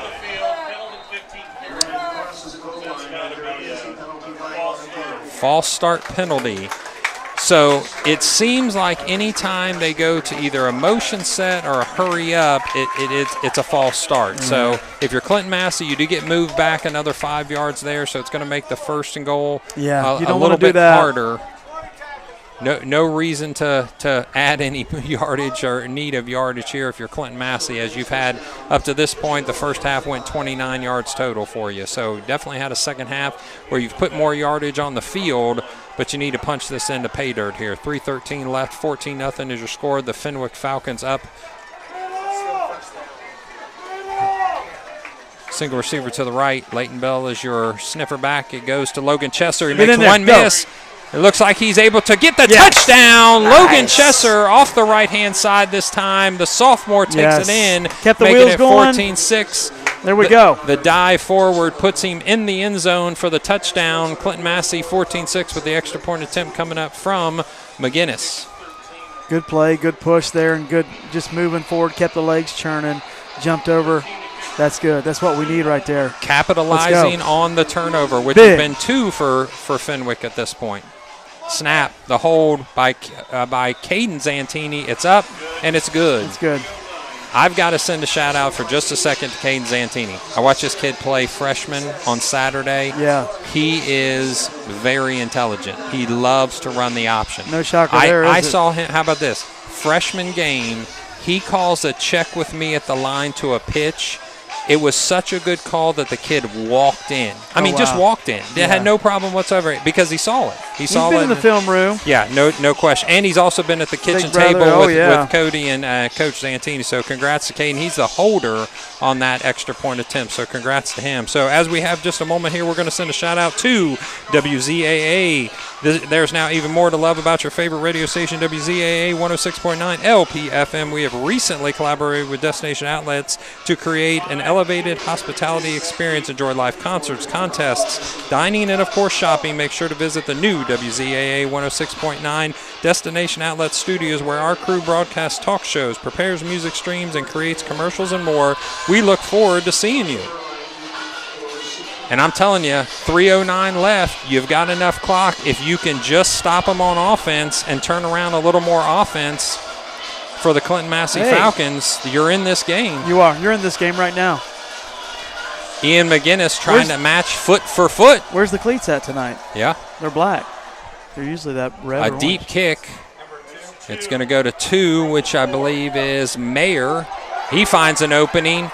A successful run back to the 32-yard line is for Mayer, so the kickoff coverage not exactly what you wanted to see there, giving them a 70 or 68-yard field to start this particular set of downs with 3:03 left. Yeah, and decent field position here for Fenwick. What I liked about the last drive, the turnover, gave our defense time to rest, and they're a good defense. Holding this team almost, 3 minutes left here in the third to 14 points, a very good Fenwick team that just came off a 45-point showing. I like where we're going here. Let's go. Let's have another big stop. Up to the defense at this point. A fake by Hooks. He's actually stopped behind the line of scrimmage tackle by number 8. That's Gavin Hunter, who helped us get down to the end zone, and this time on fundamentals. Defense. He wrapped him Yep. and took him down. It was he's slippery. Yep. But Gavin wrapped him, took him down. Fundamental football there by Hunter. Just a shout out to the Fenwick up front here. You got 63 Joseph Ketter or Cotter, Spencer Meering. That's a sophomore and a junior up front there. We'll try to get you a few more numbers here. In motion goes Van. He finds an opening. On that left side again, like you said. He has been there all night, and he gets a successful run on second down that's going to make it 3rd and 3. Nice stop, though. Massey swarmed. He got a couple yards there. They swarmed. Now it's going to set up a big 3rd and 3. And big play call here for the Falcons. For the Falcons. Yeah, how about Tristan Trampler as a freshman staying in the game whole time here, Tristan. having to lock down on one of their receivers. Yeah. And how about, Fenwick wants to convert. They don't want they know where the momentum's going. Motion, it goes back to Van. Get him. He stops him this time behind the line of scrimmage, and it looks like they're going to drop him with a 4th down and about 1. Yep. He's got 1 to go. He twisted and about turned, but the hard-hitting defense there, the Falcons. And if you look at these DBs secondary, they're not big, but they hit hard. They're aggressive. I like this defense. Hooks is staying on the field. So Hooks is staying on the field. The big beef comes in for Clinton-Massie. They snap the ball, or they snap to the line of scrimmage. Here we go. Looks like they're going to try to take him off and just go underneath, but it looks like they're stopped. They're going to stop him on down. Let's go. They're going to stop him on downs, ladies and gentlemen. That's 4th down, and they're going to turn the ball over. Yeah. That's at least a yard behind the line of scrimmage. Both teams are calling. There's no way they're giving them that. There's no way. If they give them that, that is a terrible call. No. Oh, they're going to call a timeout by the ref. It looks like he was stopped easily behind the line of scrimmage, but it looks like they want to make sure and measure this one. Clinton-Massie with a great push. They brought the beef in up front. I'm going to guess that's going to be short. That's going to be Massey ball. You would have to think. Ladies and gentlemen, stay tuned. This is going to be a big play. And that is going to be by at least a half a yard, if not a yard short there. Let's capitalize. So this time, a turnover on downs gives Clinton-Massie the ball at the 42-yard line. You know what this feels like? Go ahead. No, go ahead. This feels like Waynesville, but we're the other team. Like we couldn't get our momentum going. Finally, a couple good plays go our way, and the momentum is clearly moving over to Clinton-Massie. If we can capitalize, that'd be huge. I was going to say, Big Mo looks like it's making his way across the field. Let's see if they can cement his position on the Clinton-Massie side after this particular set of downs. Clinton-Massie comes out in the fullback set of Leighton Bell, Gavin Hunter, and Logan Chesser. The snap to Chesser. Push. Nice. He gets pushed pushed back, but then is able to draw forward another 2 yards or so. So it's going to be 2nd down and 7. And all of a sudden, you could be looking, if you can go down here and push this one in, we're already at a brand new ball game, and the momentum is definitely swinging to the Massey side. Right, it's quiet over here right now. And you know what's okay? Clock. Eat clock. Just eat clock. Yeah. Keep the offense of Fenwick off to the side, and just get as much clock as you can eat as possible. So the O-line has the game in their hands at this point. Keegan Lamb calls from the line of scrimmage. The snap, the turn. He keeps it this time, and he follows the second man through. It's a nice read. Nice read by Keegan Lamb that time. Pulls it in, makes the move upfield, one cut, gets up the field, gets 6 or 7. That's going to set up a real close third. And, that's going to be a first down. That was a beautiful read. So Leighton Bell had taken the mesh. He pulled it from Leighton Bell, and he found an opening off that right-hand side that has not been his gift so far tonight, because they've been a lot of hard plays off that right-hand side. So finding an opening is Keegan Lamb leading this offense right now from left to right on your TV screen. So we're going to see another wishbone backfield, tight end to the left, single receiver to the right. The snap goes to Chester. He finds an opening on the left-hand side. He tries to break loose, but he's swallowed up by 3 defenders. And he's going to be brought down after a good 3-yard run, so we're going to have another 2nd and 7. He's gritty. He's got some strength. We call him Logan Chester, the bench presser. And he got about 4 there. Give him 2. Give him 2. 2 on the cheesy counter here. So, all right, we're going to give you a couple more shout-outs and a couple more a sponsorship here from Campus Nation fans. Campus Nation excited to bring you coverage of both reigning state high school champion football team, the Clinton-Massie Falcons, and the reigning National Collegiate Club football champions, the Ohio State University. Hard Become for an you to say, official sponsor. It is. It hurts a little bit. Become an official sponsor at the 2022 football season by contacting Rick Phillips at 937-527-6674. EJ, do you want to hear that number again? Yeah, let's hear it one more time. 937-527-6674. As always, thank you for tuning in. Stay tuned and up to date. All the broadcasts are up on the website, upcoming and archive. Make sure to like Campus Nation Facebook page and subscribe to our YouTube channel. Also, Destination Outlets. Fall in love with Destination Outlets this weekend at the Labor Day weekend sidewalk sale starting today, September 2nd till September 5th. Enjoy summer savings throughout the mall. Bring the whole family to shop for warmer gear, enjoy a meal and play, and it's the perfect way to ring in the new season. That's right. It's a special place there for the us Massey faithful. Just drive up the interstate about 25 minutes and we're there. Yeah, wouldn't be a shock if me and my wife end up there at some point tomorrow. We want to catch those savings.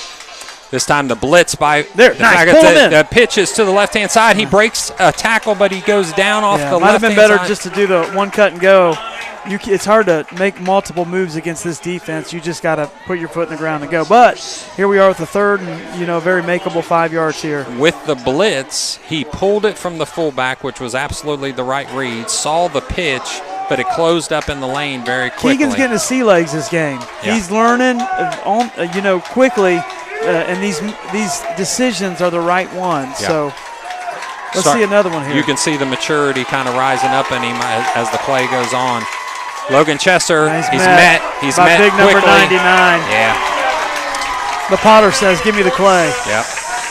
He says, I'm going to form my own tackle here. What do you do here? 4th down. Oh, you got to go for it. Yeah, I think so. The kick and doesn't the momentum's do on your side. Yeah. You're giving the long field, so I think you go for it here. Yeah, the field goal at this point and them going on to an offensive set that could score. Big play here. Yeah.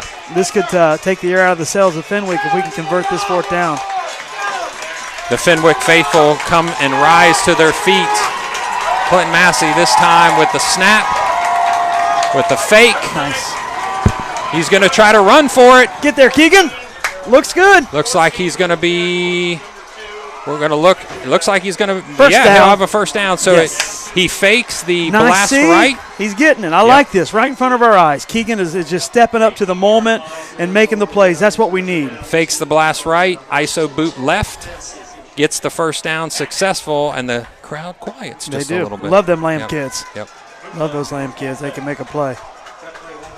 So this time, left-hand side sees the tight end. Wishbone backfield to Chester. Tries to find an opening. Again, swallowed up pretty quickly. Just 2 yards, maybe 3. I like that big frame. It falls forward, and he gets a couple more. You're right. Look, it ended up being about 4 yards. Yeah, that's a solid 4, actually. So 2nd and 6 is going to be. Now look at the defensive Fenwick. Hands are on the hips. And they're getting a little tired and a little winded, so I like this. We said that it's going to come down to the offensive line making the decision in the second half, and clearly they've decided we're going to make this a game. I like it, folks. Hold on to your seats. We're going to have a good finish. The snap, the turn. He goes the wrong way. The pitch. He just tries to get the yards back to the line of scrimmage. Yeah, that was the right move just to get back to the line of scrimmage. Looks like there was – Yeah, Leighton Bell's kind of slapping his head knowing that he went to the incorrect side, so that's a wash play. So you're still at 3rd and 6. At this point, you've got to get something. Good for Logan to jump forward, get a couple yards there, and make something out of nothing, get back to the original line of scrimmage. Going to leave you about 3rd down and about 6 to go. We are down here on the, the 20, on the 14. It's on the 14-yard line. The snap, the pitch to Logan Chester. He better outrun because he's got a bunch of – he finds some opening on the right-hand side. It looks like he's going to get a first down. Nice. He just put the Jets on there. He did. You saw that speed, made the turn, and made the cut. Nice play by Chesser. I'm going to go to Corey Price. My rules expert. I've got somebody sending in a shout-out saying, isn't the music right before the snap unsportsmanlike conduct? Oh. It's a good question. It's a good question. Uh-oh. It's a good question. So thank you for sending that in, making us think a little bit here. I like that. The motion goes for Leighton Bell. The handoff goes to Gavin Hunter. Push, baby. Try to get a couple yards off that left-hand side. It's going to be 2nd and goal from, it looks like, we'll see where they set up here, from the 5-yard line. As long as they shut it off before the snap? Gotcha. As long as they shut it off before the snap is what our rules expert, Corey Price, is telling us. Yeah, rules expert, also #1 cameraman. Cameraman extraordinaire. Yes. Hey, it's 2nd down. Let's go, guys. I like Chesser with the way he's playing right now. He's playing aggressive, fast. I'm not mad if Keegan Lamb wants to pull another ISO No, boot I like either. that. Yeah. I like that. Wishbone goes to Nothing Lamb. there. Yep, nothing there on that particular exchange. So it's going to be 3rd and about 4 as you're going to set up there at the 4-yard line. He didn't like the fullback. He took it himself. Down, looks like here. One guy's rolling over. Slow to get up. Looks like an offensive lineman on the ground. Number 50 is Joey Coker. So next man in is going to be, I believe, Justin Beekman. If I'm not mistaken there, we'll get you number 75. Yep, would be Justin Beekman. Beekman comes in at 6 foot 290. He's a junior. I know he's played a lot of snaps on the JV this particular year so far. So as Joey Coker goes off the field, which unfortunately doesn't look like he's able to put weight on his taped up leg. It looks like, it looks like he already has a tape on that ankle, and he's not able to put any weight on it. So we're going to see Beekman kind of thrust into service on the 4-yard line as the play clock is wound up here. 7:32, 14-7 is your score. If you're Bishop Fenwick, do you smell a little blood in the water and you're just going to bring a linebacker over top of your new offensive lineman to try to just, bowl him over? Interesting to see. It's getting loud in here, folks. It's 3rd down. 5 seconds left on the play clock. Snap. Hit. Oh, he was hit. On the ground, He's so he's going to shake that one off. It was on the ground, so they're not going to call pass interference because it was uncatchable. So 35 seconds gets put back on the play clock, and now it's going to be 4th and 4. I don't mind the play. No, I don't mind the play. Not at all. He was going down, pushed just a split second before the ball got there. So that was a pass to Brady Russell. This time the ball comes in. 18 seconds left. Let's go. Clinton-Massie 4th, and on the 4-yard line, you're going to see a wishbone backfield, single receiver to your left. The snap, the pitch goes to Chesser. No, he does not get in. He is stopped outside of the end zone. That's going to be a turnover on downs. He gets all the way down to what looks like about the 2-yard line, but he's going to go down before he hits pay dirt. So Clinton-Massie football has to bow their back on defense and stop them with 7:04 left in the 4th quarter. Good attempt, just couldn't get there. You hate it. I like the play calling. I like the play around the end. Chester's been your guy making some big plays and just couldn't get in. But, hey, if we can keep them down here, plenty of time left, 7:04 left in the game here in the 4th. And Fenwick's got a long field to go. Massey defense has played phenomenal the second half. And I've talked to Coach Zantini, and unfortunately with the youth that he has and with the guys he has that haven't had a lot of varsity snap, his playbook is pretty small in pages at this point. So the snap goes to the quarterback. He's going to be stopped pretty quickly off the offensive right-hand side, the defensive left side, and that's going to be 2nd down and 8 to come out of this set of downs here for the Bishop Fenwick Falcons with a 14-7 lead, 6:47 left in the 4th quarter. And if you're Clinton-Massie right now, you want to get in there and say, hey, if we can stop them, we can flip this field back again. He'd be punting out of his end zone if we can get a couple big plays on defense here. So you don't lose that momentum you got going on. The motion, 27 on the carry, that's Schmeling. You haven't heard much about Schmeling at this point. He had just a couple carries in the first half. Well, what's been reversed is Massey is holding time of possession, and they've not had a ton of touches this second half. And so there's definitely more touches for Massey this year. How about a shout-out to Dr. Richard Ponder watching from Knoxville, Tennessee. We appreciate that, Richard. We've had Knoxville, we've had Singapore, we've had Maine. How about your Vols? Those Vols getting a win last night. Everybody's checking us out here on Campus Nation, campusnation.com. Third down and 5. Let's go. 3rd and 5. It goes to Van. He's met outside, but he slips a tackle, and he's able to lean forward, and it looks like they're going to give him the first down. Yep. That second attempt that Van made gives him the first down. He reminds you of Chester. He kind of goes forward and just gets enough. Yes.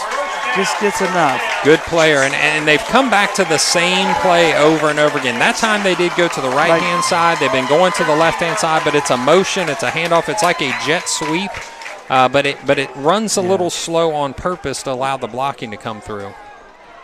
Needs a turnover here, does Clinton-Massie, or at least stop him on. Oh, 2-man in motion there, 2-man in motion. There's the flag. Yep, so they're going to call the flag. That's going to put them back 5 yards. It'll be 1st and 15 after they reset for this penalty. And as they reset for this penalty, we want to appreciate one of our last sponsors here. That's Campus Nation. Are you a business owner looking to engage with the community? Being a sponsor of Campus Nation broadcast is a great way to reach your target audience. We cover a variety of sports at skill levels and travel all around the Midwest for game. Advertising is a perfect choice as packages are completely customizable.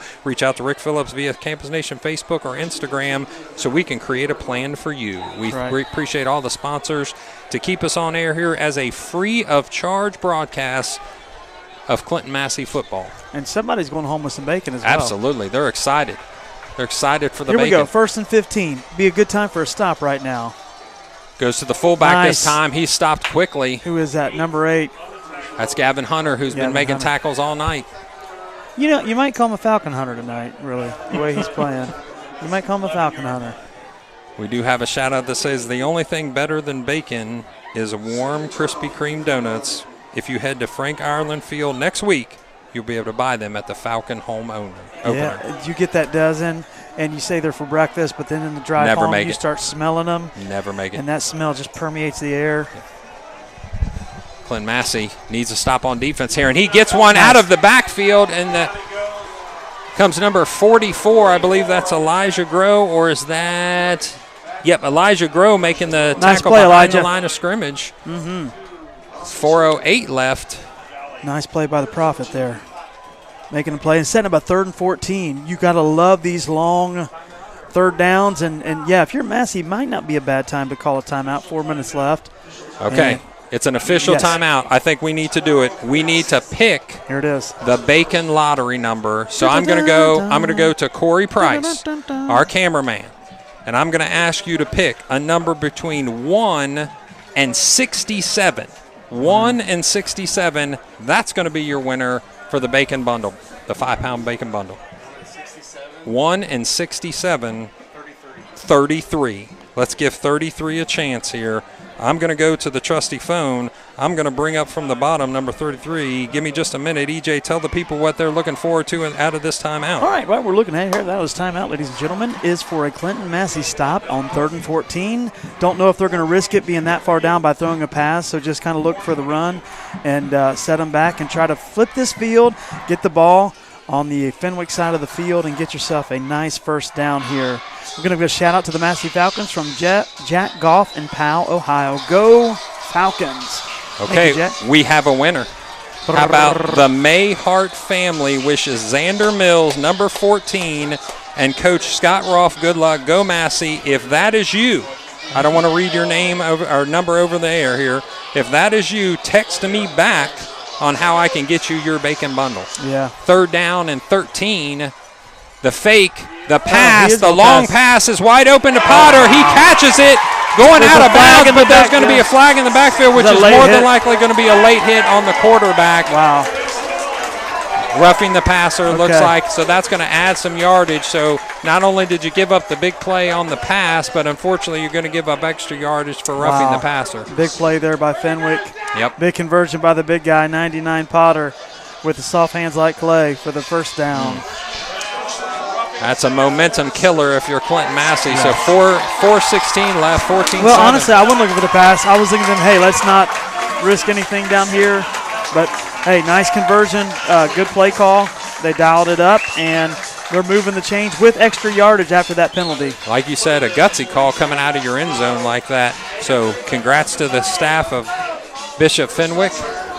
Some more shout-outs on the O-line there. Vaughn Hawkins for the Fenwick Falcons, an 11th grader playing on the line as well. We like to give the O-line some love. 52, which we've called his name on the defense. Cale Schaefer plays on both sides of the ball, both offense and defense. So this time with lots of room to move, Jude Hooks is going to pull his team back.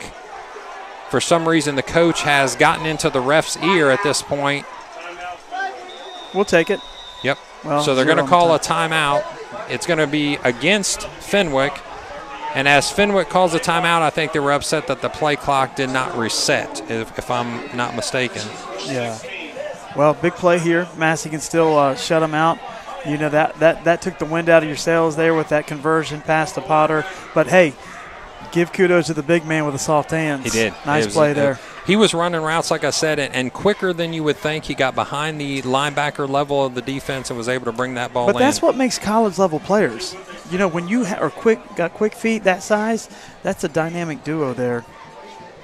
So as we're talking about this, I just want to say thank you one more time to Sam's Meats for sponsoring the 5 pounds of bacon. Tons of response from that. And that is actually a worker at the Y at Massey is going to be the beneficiary of the Baker bundle, if you will, the old 5-pound Baker bacon bundle. So we appreciate the sponsorship and the extra bacon given to us by Sam's Meats. And we'll make sure and get them. And I know some of you health folks saying, what about all that bacon? What I'm telling you, folks, just go keto. Yeah. Eat that meat up. Enjoy it. Have a good time. Yeah. Put you some scrambled eggs and cheese with it and enjoy that breakfast. There you go. I'm looking forward to a little tomorrow morning now. All right. I know. Lacey's got it thawed out in the fridge. It's supposed to be on next week, but I'm thinking, why don't we eat that tomorrow morning? Sounds like a winner to me. So let's see if we can eat that under the umbrella of a Massey win, or unfortunately an 0-3 start for Massey, which I don't know that we would know the last time that started. They've got 4:16 to turn it around here. Fenwick comes, the snap goes to Jordan Van. He finds that same lane that's been open most of the night, but he only gets a couple yards as the defense does close it quickly. It's going to be second and a long 7 there. Yeah. We need a couple big stops here with 4 minutes left, and somehow that clock is slowing down a bit. I thought it'd be down 3 minutes, but with the timeouts. Injury timeout plus the timeout by Fenwick there. So a couple big stops. You get the ball back with a couple minutes left. That's what we need here. Yep. The key is to make sure you keep them out of the end zone. You've got a chance at 14-7. Defense needs to step up here and make a stop. He goes to Van again. Van, he tries to find that opening. This time it's off the left-hand side. Finds it, goes out of bounds, which is going to stop the clock, but it's not. It's going to be after a first down run. Holding is going to be the call against Fenwick. I did see a flag go in the air, so I was making sure that it was against the Falcons of Fenwick. So it was. So they're going to move that back. That's a couple long runs that have been pulled back by penalties from Jordan Van. By looking at it, you think he's got a V8 in that van. You know, I'm feeling it tonight, Matt. Up to 4. We're up to 4. Feeling it tonight, folks. I think we need to reach out to. There was a suggestion a couple weeks ago that Roscoe's. Remember, Roscoe's Pizza should be the cheesy line counter sponsor for the official voice of Roscoe's Pizza. That's right, the cheesy line counter. We've got 4 marks on that counter tonight. But with the holding call, takes them back 2nd and 17. This is the time to capitalize on those penalties if you're the Massey Falcons. Got to make a couple stops here, then take a timeout. This time, Hooks is going to run. Getting outside. Nope, miss. Gets him down. He stays inbound that time, which is very smart of him. Yeah, it is smart. He got a ton of that back. He got about 12 of it back, so it's going to be 3rd and probably about 5. And I believe that Massey had to take a timeout there. Yep, so as we see Massey trot off to the side to get some water on this timeout. 3:16 left, 14-7 is your score. They're going to run out of timeouts here at some point with only having 1 left. Yeah. So they can only stop the clock one more time. Unless they can stop them here, they may be able to just kneel the ball out. Yeah, 3:16 left in the game. and it's a big play. There's been a lot of big plays. It's been a very fun second half. If you're a football fan, this is enjoyable. This is not what we thought maybe halftime if they come out, score a couple more, 28. But Massey's in every game. Kudos to them. They've lost a lot, but, man, they're scrapping. They're making plays. Jude Hooks is a phenomenal athlete. Yeah. To keep them to 14 points, and, hey, you got an opportunity right here to drive down. And if I know McSorley, sometimes he goes for 2. Riverboat Dan, you know? Absolutely. So, I mean, I'm just thinking ahead, but you got 3 minutes left in the game, 3:16. What an incredible number. And there you go. You take it, and you try to make a stop here and move the ball downfield. It'd almost be the team's salvation at 3:16 left in the fourth quarter if they could get a turnover. That'll here. preach, Matt. It's not even Sunday. I like it. So 14-7 is your score. 3:16 left. It's going to be 3rd and 5 as we called. Big play here by Clinton-Massie defense. If they can put Falcons. a stop, they'll need 2 in a row, and they'll only be able to stop the clock one more time. To the fullback. He gets stopped, and he's down with 2 yards to go. So the timeout by Clinton-Massie is going to stop the clock That's again. 3 minutes.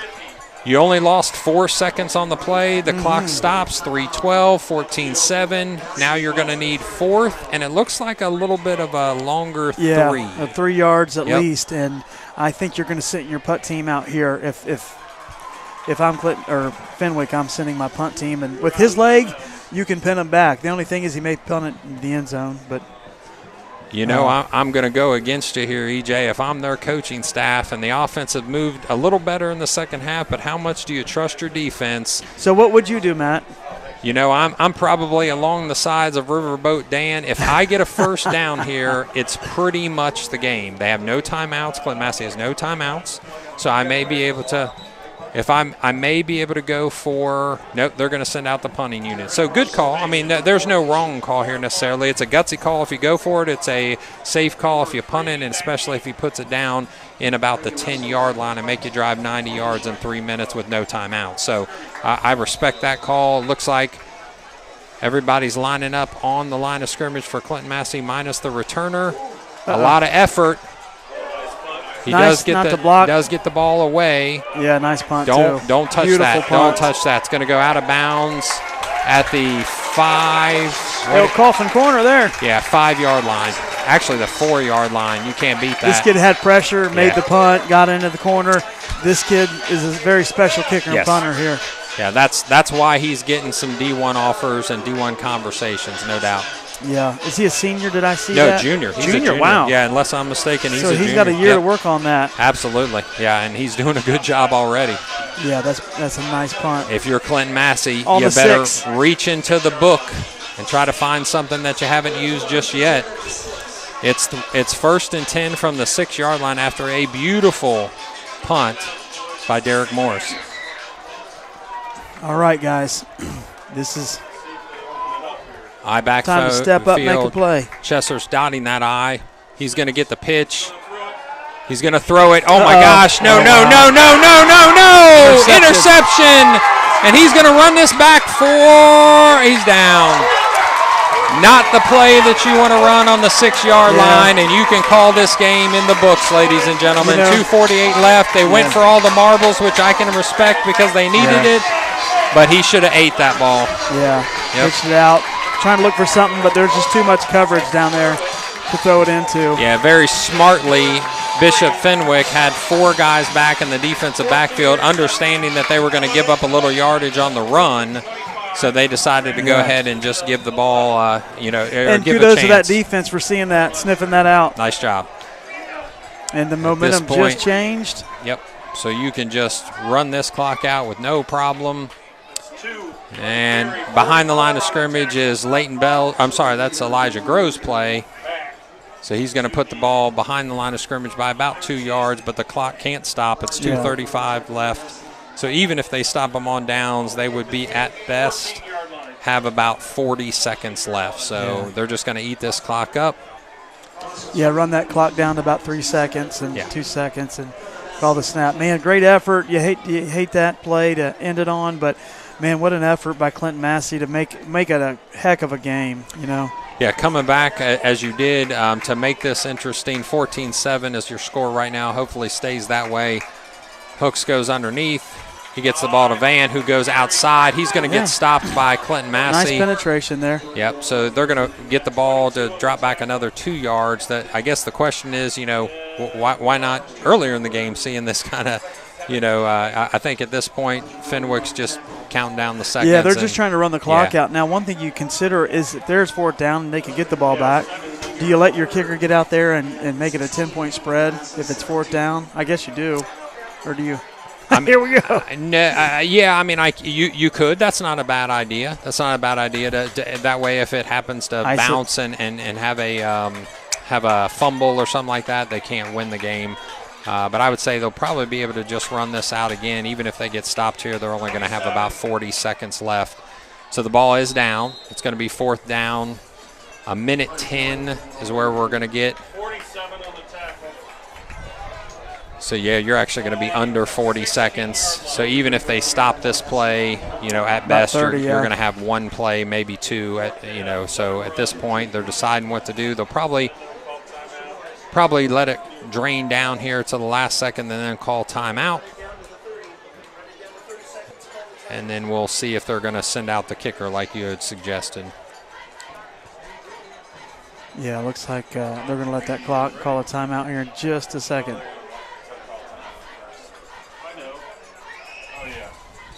Timeout. So with 32 seconds left, Bishop Fenwick calls the timeout. Looks like the kicking crew is going to come onto the field.